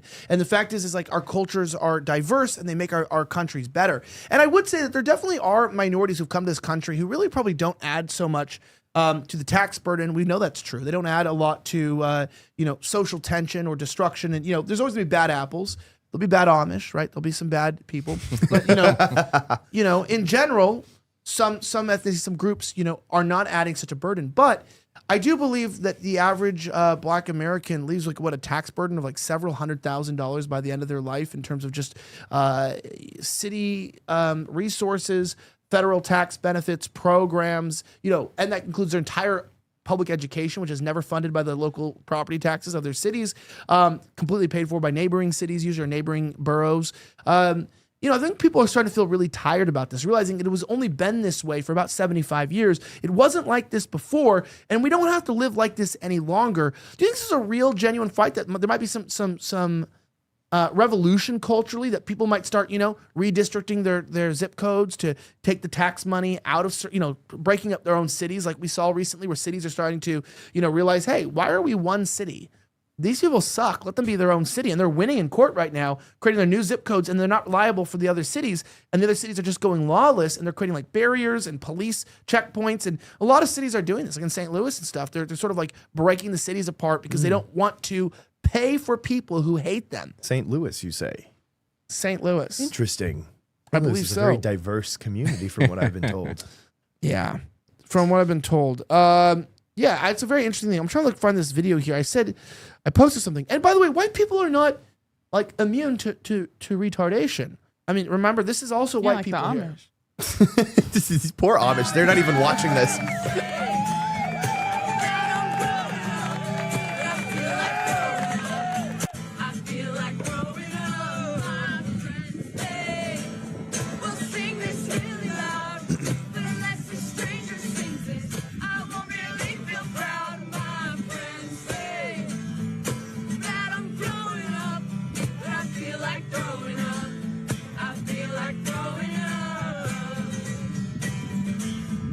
I feel like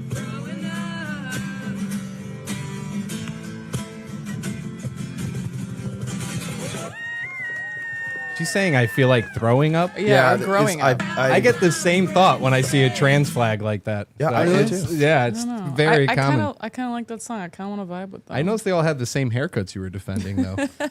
They all have those Okay, pixie yeah. cuts. So when people have these ugly haircuts and they're Uh-huh. like white libtards, you're gonna call it out. But when the Amish have it because they claim they're Christian, then it's based. No, That's the all I'm haircuts saying. were never based. We For were the never record, defending the we haircuts. were hating on the haircuts. Yeah, we were like, the one messed up thing is their haircut. There is a good point to be made about people who purposely make themselves look like ugly like this, and I just think that also applies to the Amish. I think that's a bad sign. It's a So bad that's their sign goal to look like that. Yes, to they look they, ugly. they are purposely trying to show I am different than They you. I accomplished am not it. one of you. I want to scare you, and the same applies to the Amish. Yeah, and they So- become one and the same in that mentality. Exactly. Because they all look the And same. then they become like a even while trying to be transformer. They different. start cutting off body parts and changing Yeah. themselves around Yeah. to fit the mutation. I think I guess that our makes sense, yeah. Amish contention was just the fact that they had weird haircuts, but they didn't look like they were incest babies, if that makes No, sense. they absolutely So look it's like- incestuous. They have like, just like your favorite little country. gotta look There up are this. a lot of genetic illnesses that are specific to the Amish. Yeah, okay. I mean, I'm not an Amish There expert, are. so this isn't Well, like... I am. you know. I'm Okay, It says okay. incest is taboo in Amish culture. That it's most in most of the societies there are strict moral codes discourage such behavior. Taboo. Without evidence, claims high incest rates and seem exaggerated and rooted in stereotypes. I That don't know. sounds like propaganda. That Oh, sounds like Everything is propaganda. Yeah, to be that fair. is. But I want to go back to the video you played. The difference between 1965 and now. My dad grew up in a tiny town with like 7,000 people, where you could leave your doors of your house open or your car unlocked. You could just ride your bike into town, lean it up against a pole, go into the store. You could come out 30 minutes later and it was still there. Now we have a society where you have people in California that leave their windows down in their cars because they know people are going to break in, so they allow it to just be open. So this way they're like, please don't break my windows. Please don't break my car. Look inside. They leave notes. There's no money inside. And this is the society we've become because of crap like the melting pot and allowing all these people who don't have the same values, don't have the same views as us. And as you mentioned, conflicts amongst each other. You know what I mean? So. Something took place like just over 100 years ago for this all to start the snowball effect. If we could only pinpoint what it is, if only we could figure out what transpired for us to end up here, that'd be so great. But I know Reagan was based because he gave amnesty and citizenship to like 20 million illegals, right? Something like that. So it makes him such a great president. And he banned guns. So super based. Yeah, it is, but it is interesting, like you mentioned, because I feel like throwing up. Hey. Okay, anyway. I thought that was a bop. Yeah, well, listen to this. I do want to talk about another story, though. Speaking of throwing up, something a lot's going on right now in Northern Ireland. The British government is going to be sending troops in for the first time in many, many decades to Northern Ireland to calm down the revolt. There's actually a real revolt going on against the forced integration of illegals. So a couple girls were assaulted in a very grotesque and penetrative way by some people, and their names weren't Timothy McVeigh. Strange name to choose, but I'm just Very saying. random, yeah. And they went in and they burned down the houses of the immigrants.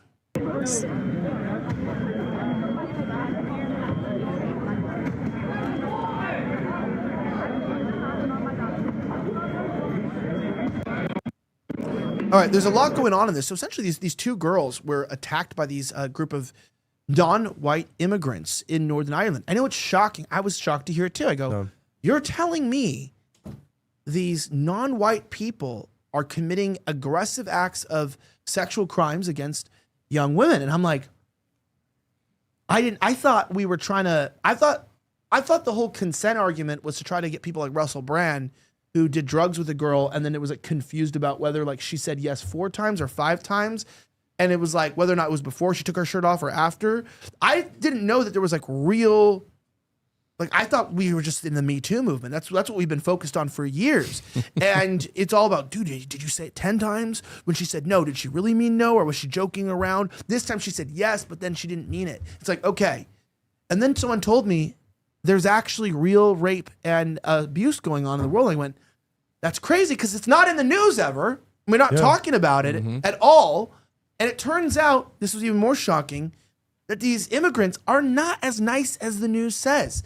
That they're actually committing disproportionate amounts of criminal activity, both in larceny and in violent crime, and also in general unruly behavior towards our young females. And the Irish are sick of it. And they literally went in and burned down their houses.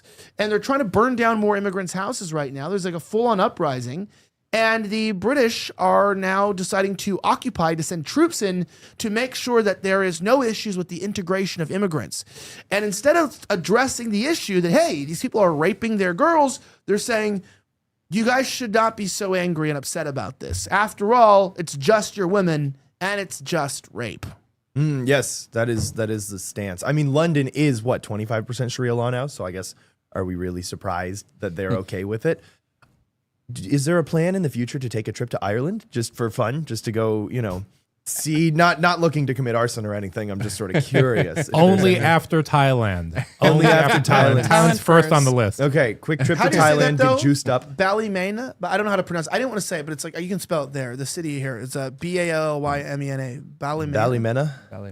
Ballymena, Northern Ireland. Yeah. And I love it's like anti-immigrant protest. It's not an anti-immigrant. It's an anti-rape. Yeah, it's an anti-rape Yeah, protest. they're going against rapists, and they're tired of their country being taken over and the government allowing this to continue. And they're trying to defend what we're supposed to defend is women and children, but instead we just want to let these type of individuals into the country and put everybody at risk. But I was told a couple of Mohammeds. It might be. Oh, I was told that they were our yeah. greatest asset. I thought they were like the biggest strength that we had as a country. Yeah. Well, look at this. We need the Indian rape I guess they are culture to strong come to our as in country. stronger than That'll women. help us. So this is Northern Ireland protests against immigrant centers and against what's going on here. These are young white guys who are upset. So there's a lot of this stuff going on. I love that. Look at that. Checked out that like a trash can spinning. Yeah, that Kamehameha. Yeah. Boom. He's watched a little too much anime. Yeah, check that. You take that off for a second. I don't think a lot of people are going to be talking about what's going on in Northern Ireland. I noticed that there was a lot of also in Dublin, apparently. Yeah, that was in Dublin. I don't want to play that right now, though, because we can't really play like violent crime. Yep. And, wow, this is kind of crazy. I need to find a video clip that I'm looking for. Oh, yeah, here you go. Check this out. So here's what the mainstream media news has reported on it. Check this out. Well, our correspondent Collegius was at that news conference and, as you can see, joins us now. And Connor, the police will be hoping that 2 nights in a row that there's not going to be a third tonight.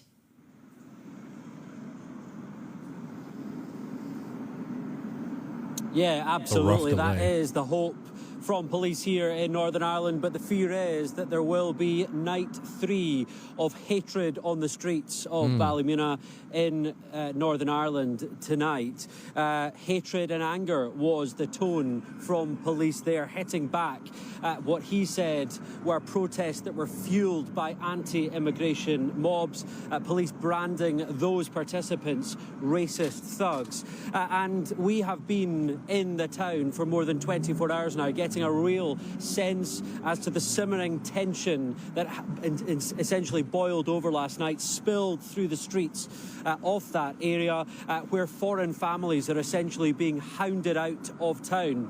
Some locals have taken to erecting posters on their doors, on their windows, essentially trying to identify their nationalities as a deterrent for them not being next in the firing line. Let me talk you through some of the lines from the police here in the past few minutes in Belfast. 32 officers, they say, were injured, branding it absolutely disgraceful scenes. I asked the police whether they had a grip on this, given the chaos of the last 48 hours. Yes was the response to that, but confirmation came that mutual aid has been requested in the form of 80 officers from Scotland, England and Wales to bolster the resources. Clearly, officers here coming under sustained fire, sustained attack now for quite some days, and they will need those backups from the rest of Britain.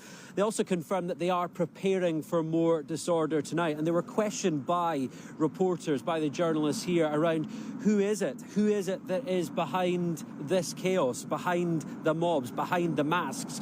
Can I just say how dystopian this is? Like in the right, here's like the updates. It's like cuts to winter fuel have been reversed, with around 9 million pensioners now set to receive the payment so that they can heat their homes. Wow.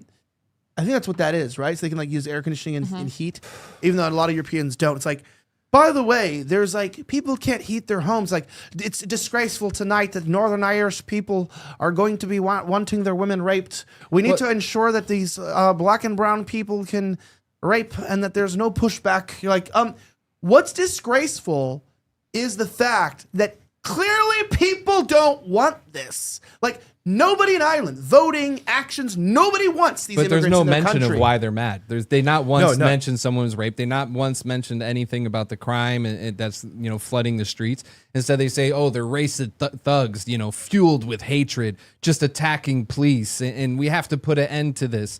But they won't bring up the reason why people are fed up. They won't bring up, anything like that. But instead, they just want to go ahead and always defend the illegals or always defend the minorities versus actually standing up for the, the actual people of the country. Isn't it interesting how these guys are like, no raping our women? And they're going, that's so racist of you. Yeah. Like, I didn't say anything about race. Why'd you assume that it was the brown people who were doing it? That's such an odd assumption to make. And they're identifying their race as in even the other immigrants know that there are certain races of the immigrants that are the ones doing the raping. Like that's what it's crazy. Like, hey, I'm Filipino. They put on the door, right? I'm Filipino. You see that? They put the sign, I'm Filipino. flag. Like, don't burn my house down because no one thinks the Filipinos are raping anyone. So it's like, oh, so you're telling me that there's some people that like are the bad immigrants predisposed. And I was going to say what kind of sucks about this whole immigration thing, which it's about replacement, not about immigration, is because if you really just wanted to have diversity and multiculturalism, you could limit what kind of diversity you had. You could be like, oh yeah, we'll bring in some Asians, some Filipinos, some Japanese, maybe we'll bring in some like Canadians and a couple of Argentinians. But it's like, no, we need to have Somalians. We have sub-Saharan people that have a lower IQ than chimpanzees. Like that's what they're saying. It's like we want chaos and disorder. You cannot have a peaceful neighborhood with Somalian neighbors. You cannot have that. And I didn't say, obviously there are some, Somalian immigrants who are very high IQ, who have probably come into the United States, contributed a lot, and are very, very nice people. And I'm sure that's true. But these are Somalians, not Somalian immigrants who are economically advantageous to the country. These are people that are just looking for a machete to chop off your dog's head when they're tired of your dog barking or they want to eat him. Like that's actually what's going on here. And it's unfortunate because you cannot have both sub-Saharans and high trust in a neighborhood. They don't go together. And everybody knows that. Not a single white person I've ever met doesn't know that. Everybody knows that. Never relax. They're just afraid to admit Never it. relax. They just don't want to admit it. Yeah, but why is everyone not wanting to admit what? Admit reality? Yeah. Like, admit the truth. But this is a problem everywhere, right? Men are not being honest with their wives, right? And it's like, oh, let me ask, baby, can I go out tonight? Why are you asking your wife if you can go out? I actually am convinced too. Some of my friends who are like masculine back in the day would just say that as an excuse to get out of going out, even though they could tell their wife what to do. But they're like, "Oh, I'm gonna go ask." Oh, she said no. It's like she didn't say no. You just didn't want to go. You want to blame her. But then again, you're still much of a bitch that you won't even admit that you didn't want to go. Yeah. Admit to my face you don't want to go. Yeah. But also on top of that, men are not leading. You have this whole backwards culture, right? And everyone's afraid. I understand in the workplace the reason why they're afraid is because BlackRock, State Street, Vanguard, all these people own all these shares, push the woke agenda, DEI. There's also harassment training, did you see that one? What's his name? What's the fat guy's name from SNL that got fired but never made it on? Shane Gillis? Did you see the Shane Gillis sexual harassment training skit? I saw the beginning. I didn't watch the whole thing. Let me see if I can find it real fast. It's actually so good. While you're finding it, I just want to say, can we notice how all of the cops are fighting for their own replacement? Yeah. Like they're literally yeah. What level of retardation do you have to have as a police officer in Ireland to be fighting against people, your own brothers and sisters, for the rights of immigrants to rape your daughters? Like, we have the same thing here. You have police chiefs who come out and say that they're not going to help ICE. They're going to allow illegal immigrants to continue to do whatever they want in the States without notifying the government about them being there. So it's just crazy to think that, there's when they took an oath to protect and serve, it's just they don't do it for the American people. And as you said, they're replacing themselves, and I'm sure they have families as well, and they're going to be affected by these horrible decisions that are being made. That's the thing is, it's not like, oh, just give them $1,000 and they'll leave the country. That won't work. That's not going to work. It's not going to work. They're going to collect 1,000, come back, come do it again. They could do it as many times as they want. It's just more benefits and bonuses for them. They don't Romney care. ran on self-deportation, actually. Really? Yeah. Oh my gosh. I I just wanted us to start running into the businesses. I was ready for the people to go through the streets, start grabbing all these illegals and just getting them out. I was ready for the mass deportations. But instead of seeing mass deportations, what we're seeing is the illegals running our streets, allowing them to destroy everything, allowing them to burn California and all those other states. We're not doing what needs to be done. And yes, it would be ugly if we go around rounding people up, but it's what we have to do, because if we don't, the destruction of our country is only going to continue, and it's only going to get worse. Well, there's a point where rounding people up isn't going to do it anymore.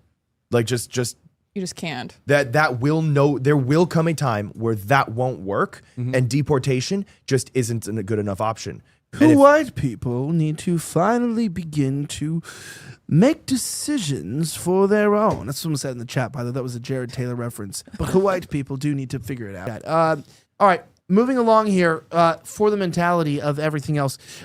Somebody said, how do you fix this culture? This is actually a good question. We're talking about the fatigue and the crime that was going on here. This is an interesting video inside of a store. A lot of people complain about, kids being loud, right, in public. And sometimes your kids can't, you can't control your kids. And so that's when you actually have to grab them by the hand, lead them, and go home. Sometimes you just have to go home. If your kid's throwing a tantrum, they're 2 or 3 years old, and it's getting to the point to where they're not listening, they're not being submissive, you've tried smacking them, you've done things, and they're going through one of these meltdowns, you just go to the car. And then if they don't stop in the car, then you take them home. Or if you're Mexican, you just drag them by the shirt through Walmart, and everyone can hear them. You ever seen that? And they're like, the kids are like just pulling their kids. Dude, hey, I'm already racist. Don't make it worse. No, I'm kidding. I'm not. But watch this. Hey, kid. Hey. Hey.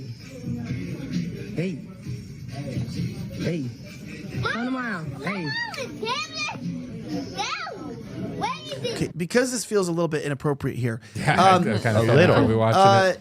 Well, no, this is actually a real thing. I know this is what they glorify. This is what they push. The mom's even there recording. Like, it was recorded by her mother. Like, go ahead. Like, what the hell are you doing? Like, and I'm at that rate. Their future is not looking great at all. We're like Ned Flanders. Yeah. Golly gee, what's wrong with these folk? It's such a weird observation. But real fast, Mike, you actually there's a worse video that I can't play, which is like 8-year-old boys. It's at like a 4-year-old's birthday party, and they're involved in, like, they're grinding with the girls, they're humping them from behind, have their legs around them, and it's like the parents are like picking up the girls' legs and like having them dance and do all the humping. And I thought it was illegal, but like it was shared for a reason. Someone was saying, "Hey, this is actually beautiful. This is a type of like dancing in like Jamaican cultures and stuff." What is it called again? Daggering. Daggering? Yeah. Called daggering. You know that one well, Mike. Yeah, I do actually. Yeah. What? Yeah, I think I've seen the videos of adults doing that, but kids? Yeah, and it's like big in the children's community, and it's like that's the hard part. Community. Yeah, that's the hard part of like when parents. What do you do to parents? I would consider that to be sexual abuse. In Live my opinion. rounds. I do think that is sexual. I think it's abuse. sexual Like putting abuse. your kids up, even though I know it's not nudity. It's not like where do you draw the line here with certain communities where it's like, hey, maybe his is daggering. What? Yeah, it's like emulating, like it's like this is how they dance in like Jamaica. This is like also in my 7th grade. That's how we danced too. To be completely honest. Sometimes when mommy and daddy are alone, we also dance like this, son. Oh my. This is how you were made, son. Mommy and daddy like to dagger with daddy's knife. Actually, wait, real quick, because I actually have that tab muted, but they actually have this that's narrated by Jim Ross. So I think it's funnier with that, actually. So let's 1 second. There we go.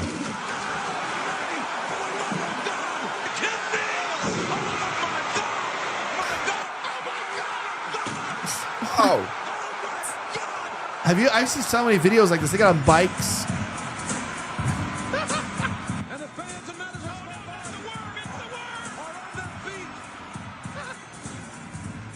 Oh.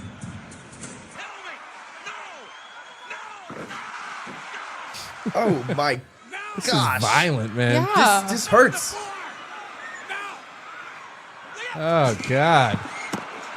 By the way, I've seen videos where they hop off of ladders into like the grinding positions. Why? Pretty That crazy. doesn't seem even sexy at that Yeah, point. look. It just seems painful. Well, Look, that's what I'm saying. like It's how your they dance. opinion. It's like an so. art form.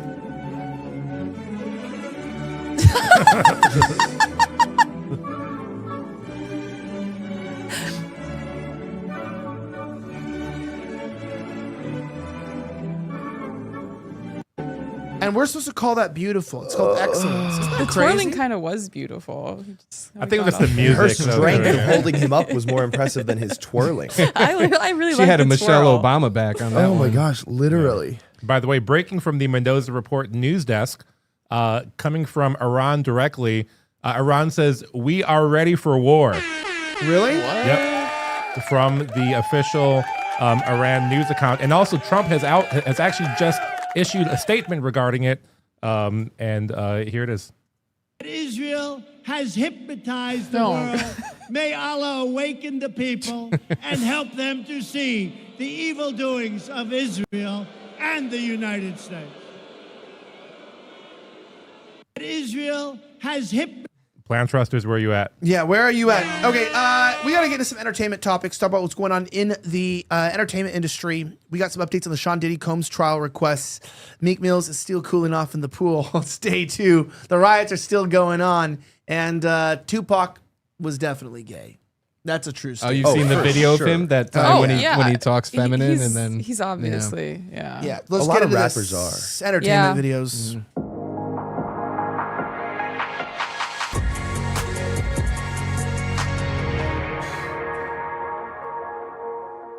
Your favorite website that you read every day, Asia1.com, has a report for you guys.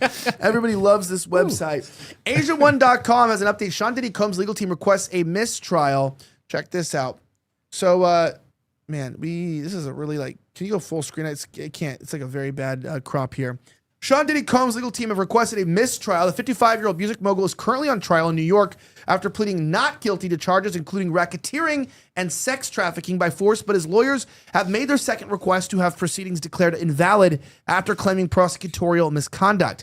A letter sent to Judge Aaron Submaranian on Saturday that was obtained by the People magazine saw the defense allege, quote, "The government has presented testimony that it knew or should have known was materially false related to its allegation that Mr. Combs dangled Brianna Bangalin from the balcony of Casey Ventura's apartment in September of 2016.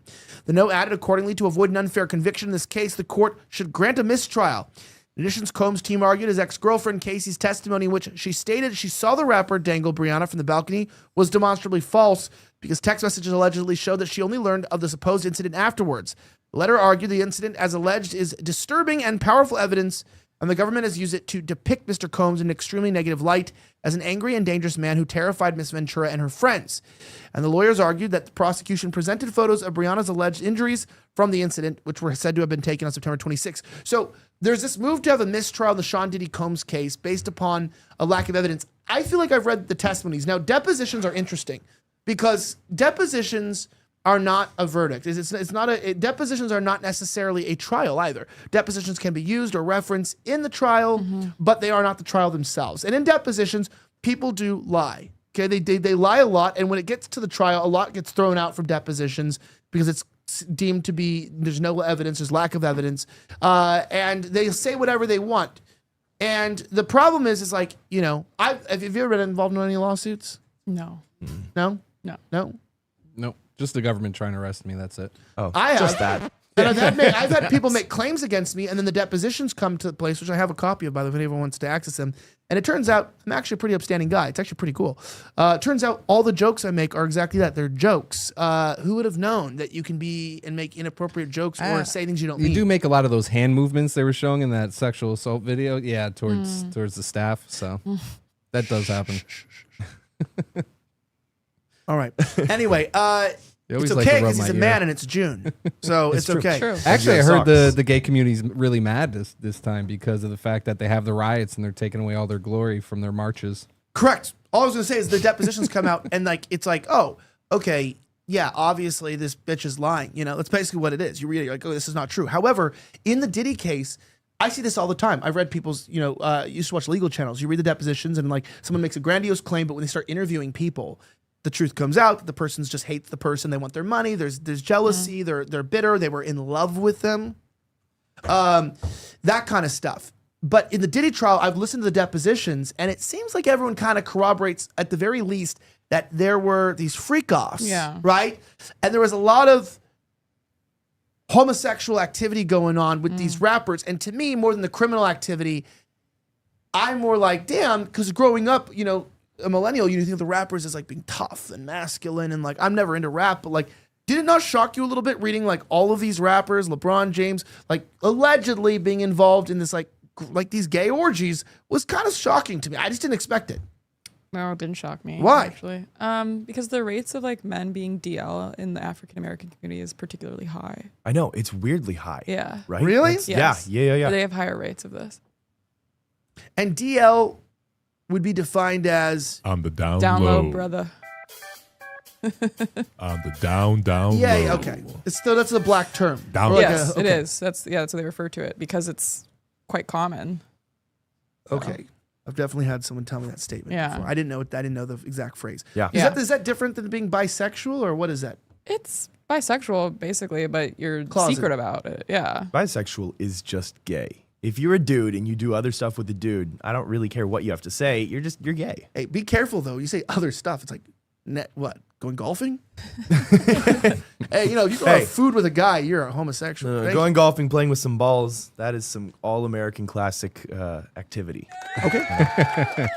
Yeah. Well, but okay. So the rates of being DL, but I feel like I didn't know that. And then when I saw the Tupac video about Tupac, you realize that this whole like they're finding gay men or they're raping them or like getting like they're finding DL guys and then letting them kind of like it's not even just being in the closet. They're putting locks and padlocks on the closet because they're like saying like not only do you get to be on the DL, but you also get to come across like a masculine person. But now what's happening is I feel like in the last 2 or 3 years, it's cool for rappers to be gay. And they're all like, yo, what are you saying, Ninja? I am gay. I like cock. What's up? What are you gonna do about it? And everyone starts clapping and you're like, and it's like, and then when you say, that sounds crazy, Elijah, how about this? What if someone wrote a song that said, I gave my cousin head. I gave my cousin head. Yeah, exactly. Now we have songs about incestual gay activity. Is he secretly Amish? Yeah. And then, look at that. Nice. I mean, it's not as if rappers are getting iced out lollipops to suck on. What? Is that a real lollipop or is it just like No, it's just jewelry? Yeah. And he's It's a putting jewelry it in his lollipop. mouth. Yeah. Oh, that's so gay. That's really Wow. That's terrible. Yeah. That even though he was straight, I'd rather he should just kiss guys instead because that'd be less gay. that would be less That would gay be than a based. Wait, hold jewelry on. lollipop. That's not what I meant. Oops, sorry. That is pretty. I think that was a gay. That's definitely a sign. Again, you know, it's like, You hey, think that's a signal? isn't the DL supposed to be DL, not blinged out? That'd Yeah. be like BDL, right? So it's like blinged out down low. It's like, hey, you know, you didn't know I was gay. Like sucking on a blinged out lollipop. Like, wow, very subtle, very very interesting. The interesting thing about the rap community too is one thing you can see that they push agenda as far as if you look at the male rappers that are coming out nowadays and they're very, very feminine and they have very gay tendencies that they show. You know, you have people like what is it? Little Nas X or something, and all these others. And then you look at the females that they're putting out, and they're all acting more masculine, talking about how they're tough, and then they more Well, sexual. It's just Tariq Nasheed would tell you that this is something done intentionally by the Who white is man. This Uzi. This is Uzi. I think it's a certain Bro. group of people that run the rap industry. Maybe it's the Amish that are It's kind of probably behind the this. Amish, the Yeah. Mormons. It's the Mormons run Well, the you're rap seeing the industry. exact same thing in the Hollywood industry, which Yeah. coincidentally is also run by the Mormons. You have feminine No, men. that one's the Amish. Oh, that one's the Amish? That one's the They Amish. technically So many. did. By the way, shout out to the chat for the Buttercream Gang. Anyone remember the Buttercream Gang? What? Mormon. That's actually a Mormon show. I It's called the didn't know. Buttercream No, I Gang, didn't produced by know. the Mormons. Actually produced by the Mormons. Interesting. Yeah, no, Hollywood's anyway. doing the exact same thing as the music industry where they're making all the female characters super tough and this 5'2" blonde with the IQ of a McChicken who weighs 100 pounds soaking wet, takes down a 320 Oh, yeah. pound, Those drive me 6'8" nuts. bodybuilder. And then you have Timothy Chalamet, as like the heartthrob of the world. And He is. Sorry. It's- He's hot. That's crazy. Are you on birth control? That's crazy. No, I never have been. All right. Yeah, and the possibility That's a record scratch. the possibility of these women actually being able to do what they do in these movies is it's crazy to think that would be possible. It's not. I used to train at a really good school. I was at ATT for a long time in Coconut Creek, American Top Team, and you had a lot of great fighters there. And I'm not trying to take away from them. You had people like Amanda Nunes, Johanna Jacek, and a few others. But when they would train, they would they weren't going against top level men. A lot of times they would have different sparring partners, and you can see that they're not able to compete at the same level. You can't take one of those women and then put them against another top level athlete that's a male that knows how to fight. Like, it wouldn't work. So to believe that, how they try to trick us to believe that women have this capability to perform in martial arts that way is far from the truth. Yeah, well, it's just the whole government psyop thing Yeah. with the music industry, with the Hollywood industry. Everything is switching where men are becoming more effeminate and women are becoming domineering, which is weird to me how this whole women empowerment movement has turned into women are good as good as men, but then the men that they emulate are degenerates and awful, right? They're vulgar, they're outward, they're physical, they're violent, but that is the abject view of what masculinity is to the left. I mean, that's not surprising though. That's what's been pushed on men prior to women. Yes. So, yeah. But is it pushed on us though? Because is there such thing as like, don't let James Lindsay see this. Is there such thing as like classy degeneracy? Because I feel like there's always been a little level of like, okay, I want to be careful describing this because it's gonna come across really bad. But like, there has been this level, like, let's talk about like more like even the way the phrase "gentleman's club" comes from, right? This sort of like high society elite, right? Like JFK. Yeah. And like if for what we've redefined today as like sexual assault or harassment, like this was considered the normal play for the men at the time, right? We've redefined the terms of like what's appropriate in boundaries with men and women, what's okay in the workplace. But like, I mean, I don't know if it's 100% accurate because I wasn't alive in the 60s, but if you ever watched Mad Men, they try to encapsulate. I've heard it's pretty accurate of like what, a sort of, Fifth Avenue, what is it, Madison Avenue? I think Madison Avenue. Madison Avenue, like advertising agency was like. And of course, it's just very different than today, There wasn't a lot of women working. The ones that were hot. And there was a lot of sexual, favors done, whatever, yada, yada. So there has been this kind of like, but they were married and they would go back to their wives and then they would like, there's a little bit of sexual stuff. This was like this man's world, right? Where a man could be a man, but he still had his responsibilities. I kind of don't like, what do you think about that level of like, people say, let's go back to the morals, let's go back to the old America. But like, I feel like men, we've always been men in all societies, even in America, when you go back in decades. It's just that like now, we have this new movement of like Puritanism or conservatism today in young people where they've been so messed up really just by porn that they're just kind of like turned off by the whole sexual degeneracy stuff. And they're like so afraid of being gay because they think that's like, they're afraid to change in front of each other now, by the way. Gen Z doesn't like, they're scared to be naked in front of each other and stuff. Like, when I was in junior high, you'd have to do group showers. You know what I mean? Yeah. It's like prison. And now like they change, they put towels around and they're like afraid. It's some weird like porn gay thing that they have. There's like a rejection of degeneracy because they think that all degeneracy is like you become a homosexual crack addict or something and like you're doing meth and you start raping kids or something. What do you think about the difference between like old school degeneracy and modern degeneracy? Like, you know what I'm saying? I think there's a difference. Yeah, I mean, I just think when you're referencing Mad Men though, like that was like an undoing already of more Puritan norms. Like that was already subversive, and I think things have been becoming undone for quite some time, and we had like the peak of raunch culture, and Gen Z are reactionary, and they kind of want to go back to before this post-war period where you didn't have that so much. Yeah, no, 100%. And it really is because, I mean, you're gonna have degeneracy with men unchecked no matter what. I mean, King David had a bunch of he cheated on one of his best soldiers.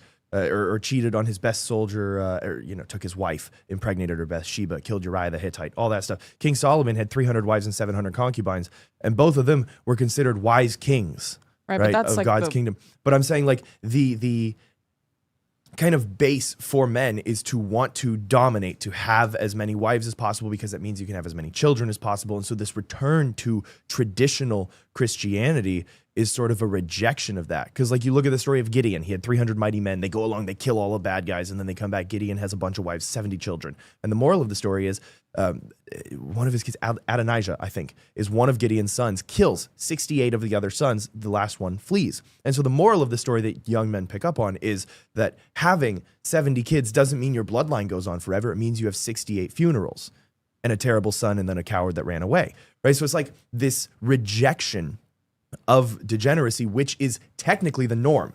Like the whole Andrew Tate, red pill bro, sleep with as many girls as you want, do all that stuff is technically without morals, not wrong. Because if you don't have an objective moral truth or a system that you abstain to, then who are you to say that my system is wrong? And so men who dominate are going to dominate. Genghis Khan is related to like a third of Asia, right? Like by blood relation, just because of how much conquering he did. We're all Amish thanks to him. Yes. But without a moral system, nobody could say what Genghis Khan did is wrong. And so that's why Gen Z has this return to traditional values, because they see that as a flawed system that doesn't work. And they're like, this system might not be the best because I can't follow it the best, but the system itself works. It's my job to try. Well, I think it's that elites have always had their own set of rules and their own way of operating, and they could kind of do that stuff, and it didn't really matter. But then after, the Industrial Revolution, and particularly the post-war period, a lot of this stuff became democratized, like, to the masses. And I think Gen Z has just reached this fatigue with that. Yeah, Gen Z is just objectively tired, I think is the moral of the story. We're just really fed up with the world. And like you said, it was definitely an elites thing where that was sort of to them. But they also weren't successful mentally, the elites, right? They were constantly overthrown, beheaded, stuff like that. So it still stands to reason that it wasn't an effective system, even when it was given to just a small portion of the worldly population. And that the peasants who worked 165 days out of the entire year, who were married with 5 kids, lived happier lives, even though they were in abject poverty. Well, I think one of the craziest parts about the rejection, I think the millennials are the real last, degenerate or like last generation that has traditional degeneracy involved in it, where it's like where you actually like kind of check your own degeneracy and you kind of go back and forth, like they call it like being lukewarm a little bit, or going back and forth, maybe backslidden they call it in Christian circles, but you have this sort of like a compass. And you know what's truth, and then you're trying to navigate around it. Where obviously we have a lot of people who have rejected truth, but in the Gen Z, they sort of have people who have like completely just rejected truth. They're not degenerate; they're like lost souls, right? They are degenerate, right? They're not degenerates. It's like they have no regenerate ability inside of them. They're furries, And then you have the other people who are just want to be regenerate. But I feel like the problem is that because there's such a high pressure in young people in Gen Z to reject the worldliness, you get a lot of stuff. I've noticed this, especially in like the real right-wing circles. You get a lot of young guys like under 25 that share a lot of the qualities that I saw while being involved in evangelical churches. There's a lot of, you really need people to see you as being something you're not because you're afraid of being rejected. So like your level of holiness is sort of measured at what people perceive you as. So, you'll have a lot of guys really outspoken against pornography while also being very addicted to it. Right. And it makes a moral dilemma, and it's a really tough spot to be in because, it's always funny. I have these guys tell me, we got to make porn illegal. And I always go, do you watch porn? And they'll be like, what? That's immediate. They do. What? Yeah, you watch porn? Not really. No, yeah. Well, we either bomb Iran or we don't. It's not like a not really. Yeah, your answer needs to be immediate no. Well, there you're saying it needs to be. But I'm saying for me, I'm more like, well, what's the truth? Right? I'm like, what's the truth? Do you look at porn? And it's like, yeah, so you look at porn. How often? It's always, it reminds me of the Officer 2 beers. It's like once a month. Wow, are you in dog years? I bet you it's more than that. Because studies show it's probably pretty much every day. It might be multiple times a day. Maybe it's not very serious. Doesn't mean you're like got some addiction. You're looking at porn like 20 hours a day or something like that.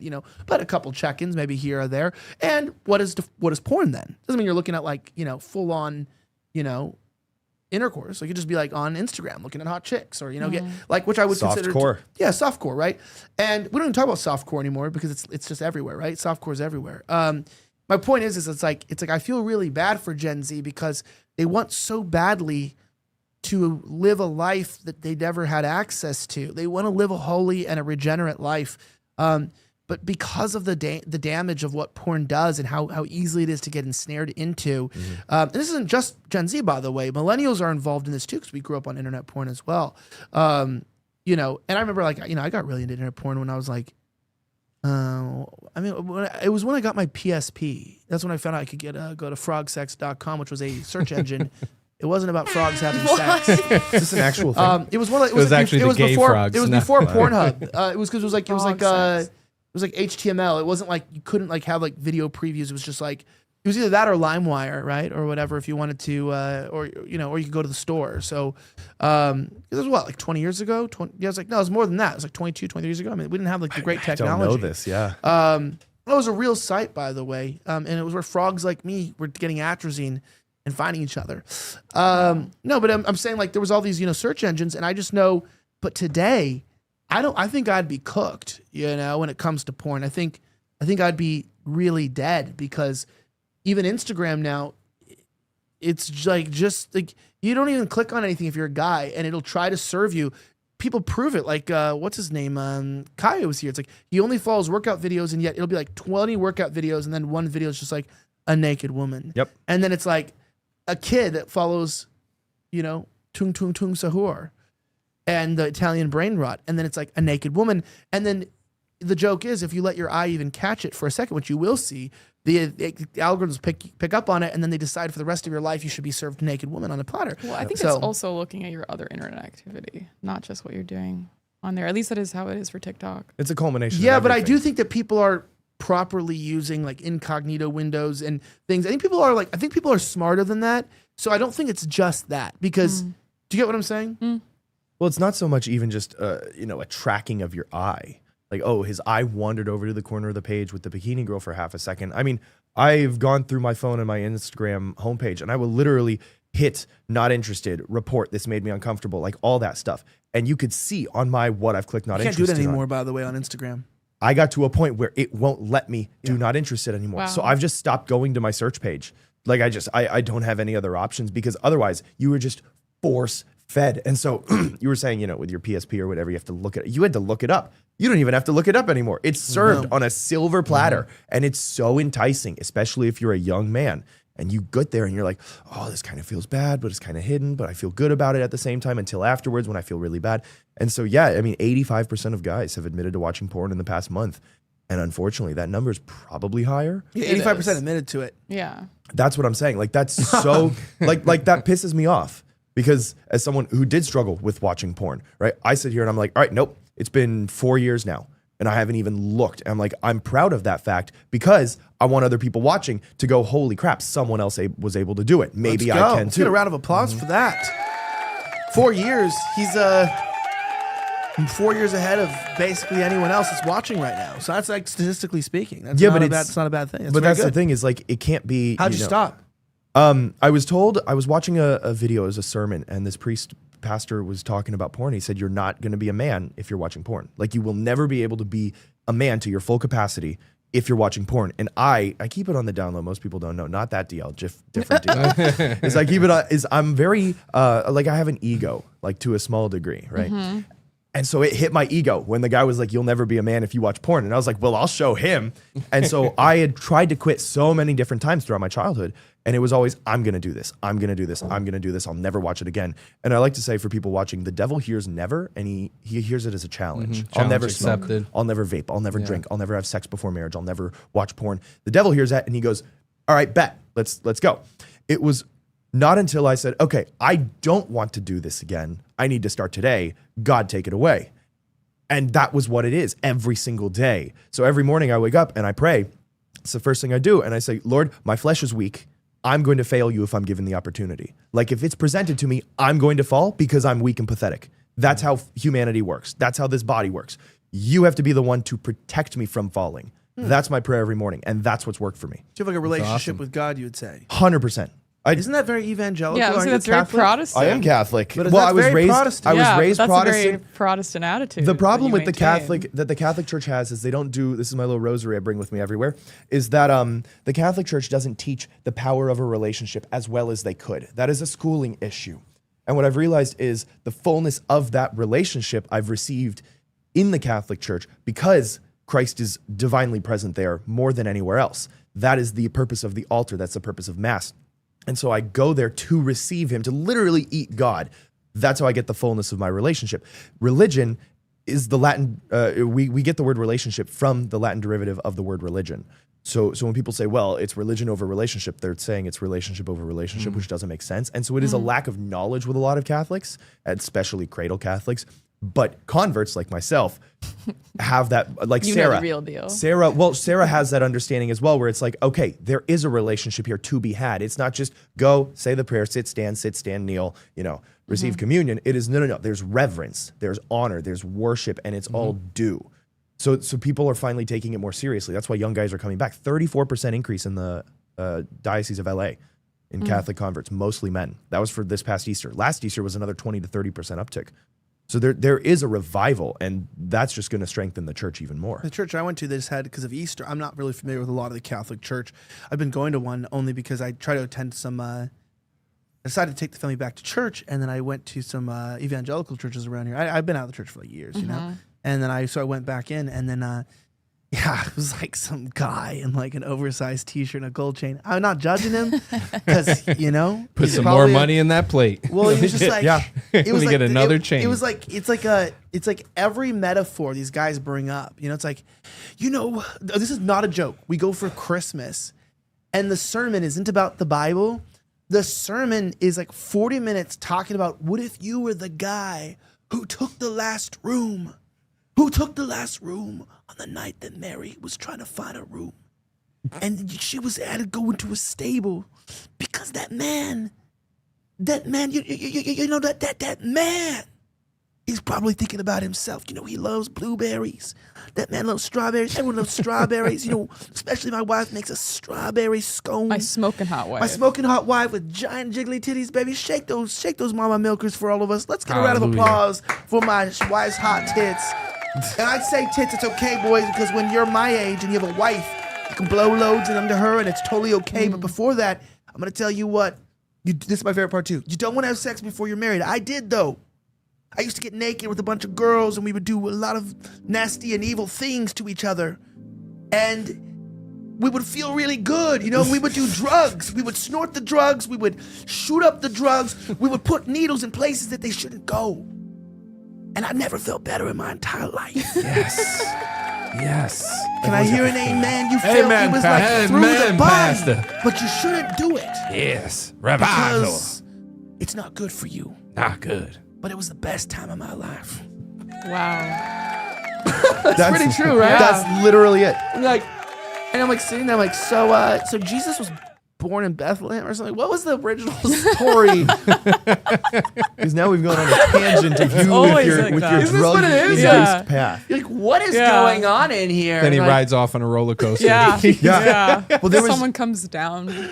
They got the strings attached to the vest and everything. Yeah. Well, there was this lady who's a Catholic convert. She said every time she went to a Protestant church, she found out more about the priest or the pastor up there on stage, found more about his personal life. Yeah. Well, they found more about his personal life than they did going to the Catholic church where the priest is there giving the They homily. do slideshows now and they put like pictures of their family up everything. Yeah. Like, Well, the hard part is a lot of times it becomes a TED Talk. That's- It's no yeah. longer 'cause about this is the all, Bible. Well, because I think TED Talks actually, a lot of people are clearly inspired by like low church and like evangelicalism. The way they speak and the speaking pattern, you can hear it. Like, and I think TED Talks actually take from these low churches.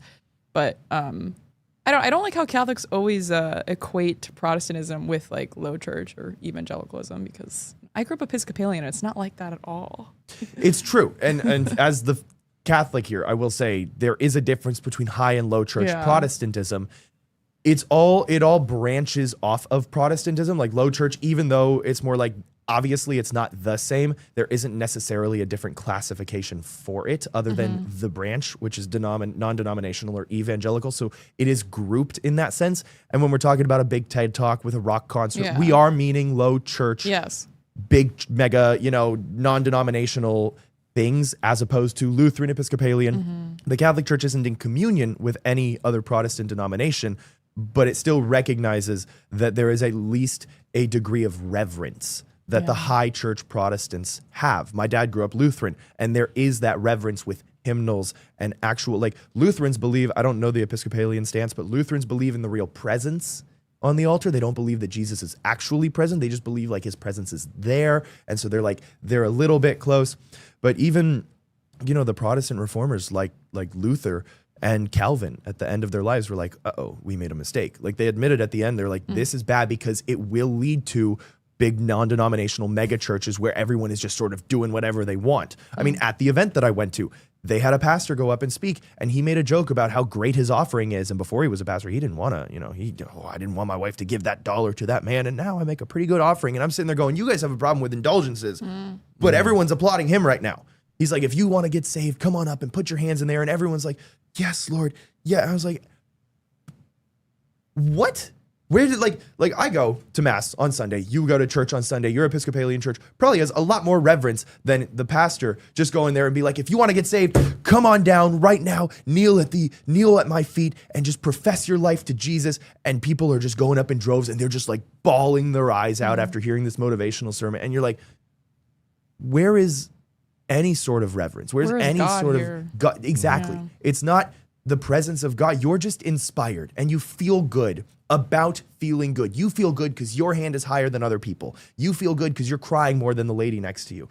It's this self-serving, God, let me tell you how to have a relationship with me. It is fun though. I will say. Yeah, that's why they're doing so That's, well. oh my gosh. But you know what? It's I will fun. say, this is kind of like, sounds so bad, like to borrow from each, but like, I think that even if you're a Catholic, like, you might enjoy reading a Bible and going to like what they would call like a worship night or something at an evangelical church and just, having an emotion. You might just need a release. It's like going screaming out in the wilderness. It's not an evil thing to go sit down and to just have a bit of a spiritual, emotional moment and let a little bit out in a journal. It just isn't church. And it's also not worship in terms of, it's not collective worship. But if you want to go for yourself, and you're just going, I'm going to some like concert that's emotional, just like I might be at a non-Christian band concert. There's a lot.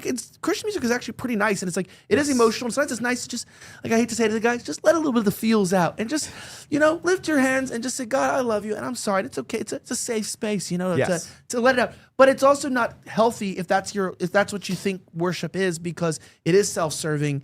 And, and it is okay, though, to get and to have a concert, get with Christians. If you treat it like that, we're getting a concert, it's emotional, we're talking about God, we love God, and Christians are allowed to have entertainment. I'm totally for it. I think it's stupid that they judge churches for having nice Christmas shows and making Christian movies. I think if Kevin Sorbo wants to be in a Christian movie, he should be allowed to. Can I get an amen for that? Can Kevin Sorbo be in another Christian movie?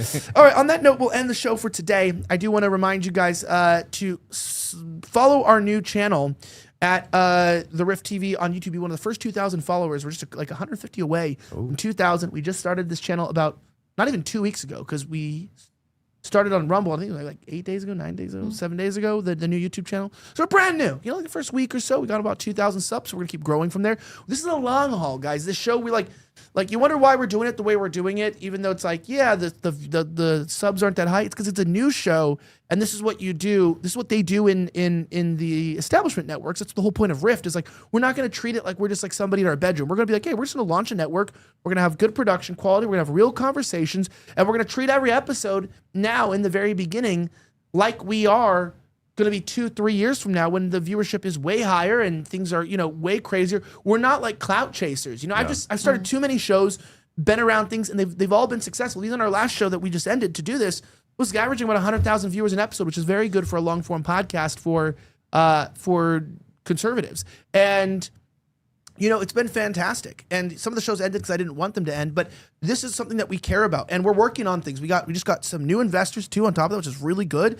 We're very, very happy about that. A new investors partnering with us that believe in the mission of like not having a network that's, reliant on lying about foreign nations and has to, talk a certain way about religion, or, it's like, at one network, you can't talk about Mormons. The next Mormon, you can't talk about Jews. This place, you can't do this. How about we just let our hosts and people talk about what they want? We have partnerships coming up with some very large publications, things that are launching in August, and it's going to be slow moving. But what's kind of crazy is like with Kevin Sorbo, we were mentioning, his career probably didn't start out in Christian movies. He had a long career, and he moved, and developed his career. Over time, you'll see people like Braeden here. It's like being a part of Rift now in its very beginning stages is like exciting, because then you look back years from now and it's like 4 years from now, it's like, I was like used to be a contributor, like used to be on that years ago. You're like, no way. Kind of like you see Matt Walsh in 2016, like on Blaze or something. Like, he used to be a writer at Blaze. Like, what the hell? And like, what's going on here? So we're just kind of doing our own thing. And we're kind of a couple years ahead of ourselves here at Rift, meaning like kind of like with Sarah Stock or Kai, or even now Braden's, been coming on and stuff like that. We're hoping to have a place where young people that are free thinkers, that are honest about reality, can come on shows, then say what they want. And it used to be like this. If you were talented, you used to get invited on a podcast all the time. They would invite you to be contributors, hang out. And then now they don't want any Gen Z a part of the conservative movement anymore. They really don't want them. And if they do, they're cringy because they're afraid that either A, you're going to, be Brett Cooper and then distract from Ben Shapiro, or B, it's really a fame thing, or B, you're going to be an anti-Zionist and they can't have that because most Gen Z that's right-wing is anti-Zionist and they don't want them a part of their networks. So we don't care about that. You don't have to be, we don't have to be anything to work here. But I will tell you this. If you're a big supporter of that, you're probably not going to work here. You won't like working here. You won't like working here. But that's not the only stipulation. You also are not allowed to be fat either. So that's true. Very fair. No sugar drinks here. Yeah, there's no sugar drinks here. It's true, right? Yeah. Yeah. You can't be fat. You can have a little more to love. We probably need to do a little bit more work before our Australia trip. Yeah, I definitely got to lose some weight. Since I've been working here, I think I gained like 30 pounds. I think you've lost some weight recently. Your face looks recently thinner. I have. Yeah, your face looks thinner. I love how our losing weight is like we just need like lose a little bit of pudginess, and then like the real Americas is like they need to lose like 130 pounds. This is called a cut. I'm on a cut too. We have to be on a cut. But again, I just want to say you're a part of this, so I appreciate it. It means a lot to us. Shout out to Mike Mendoza on I should have done that. Like you don't have to be Zionist. Shout out to Mike Mendoza. People want to find you and follow you, Mike. How can they follow you? Mike Mendoza JPG on both Twitter and Instagram. You can follow me there. You can DM me there. Also, make sure to email me with pictures of you in compromising positions. Not just kidding. Don't email me that. You can email me though. You reading Patrick Buchanan, the book that we're going over for this week on the book club, for your chance to win a Kindle that Elijah has right there. So just shoot me an email at mike.mendoza@rifttv.com. So far, we have 5 entries, I believe. So it's not such a short list right now where you could just send one email and then win. Now there's some competition, but I think we might actually extend it if you guys get more emails in. We might give away a new gift every Sunday. By the way, it's a book club. Right. On Sundays, our bonus content, 7 p.m. It might even be like live. It might just be me and Sarah live this Sunday. I don't know. Remote. Sarah Stock will be back on Friday, by the way. People are wondering where she is. And if you want her on the show all the time, tell her to come out more often because she literally has a free travel budget to come out here and stay as long as she wants.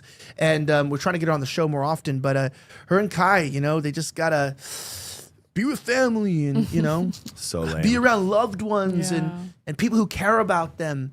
Sell your soul to the industry like we all have. Sell right? your soul to conning. Yeah. Sell your soul to conning. Join us and get close to the sun. No, I'm kidding. But so follow Mike Mendoza, JPG, and also join the book club. It's still where the West went wrong. Patrick Buchanan. You can still join it. We're only on the first 3 chapters by Sunday. What? Where the right went wrong. Sorry. It was Death of the West. That's the other one. Where the right went wrong. Patrick Buchanan, you can still join. Just get the intro and the first 3 chapters done by Sunday and discuss them with us. And you can also win this, taking a picture, sending it. Go ahead. What am I closing out? How can people find and follow you? Braeden Sorbo on X, Instagram, TikTok, whatever else. Buy the book, sorbostudios.com. Embrace masculinity, lifting men up in a world that pushes them down. Oh, me? Yeah, you can follow me at Hollow Earth Turf on X as well as Substack. All right, and you can find me at snowflake_news. I'm on Instagram as well as X, and I'd love for you guys to check out the book club we have going on. The book's actually very interesting. I've been enjoying it a lot. Kind of shows you how we've shifted away from where we're supposed to be as a nation, and we've fallen into the propaganda. So love for you guys to check it out. Awesome. And the rest of you guys, let me make sure that we got all of your super chats in. Thank you for sending your super chats today. Shout out to everybody. Homer J. Fuentes, Don Janiel, ZTH, ZDS, Joshua Tries One. And let me just check real fast, make sure on locals, you can join today at ElijahSchaefer.locals.com. I don't think we have any of the chats there, but we appreciate you. Have a great rest of the week. We'll see you tomorrow night, 7 p.m. Eastern time. Do you have a guest tomorrow? I don't know if we do.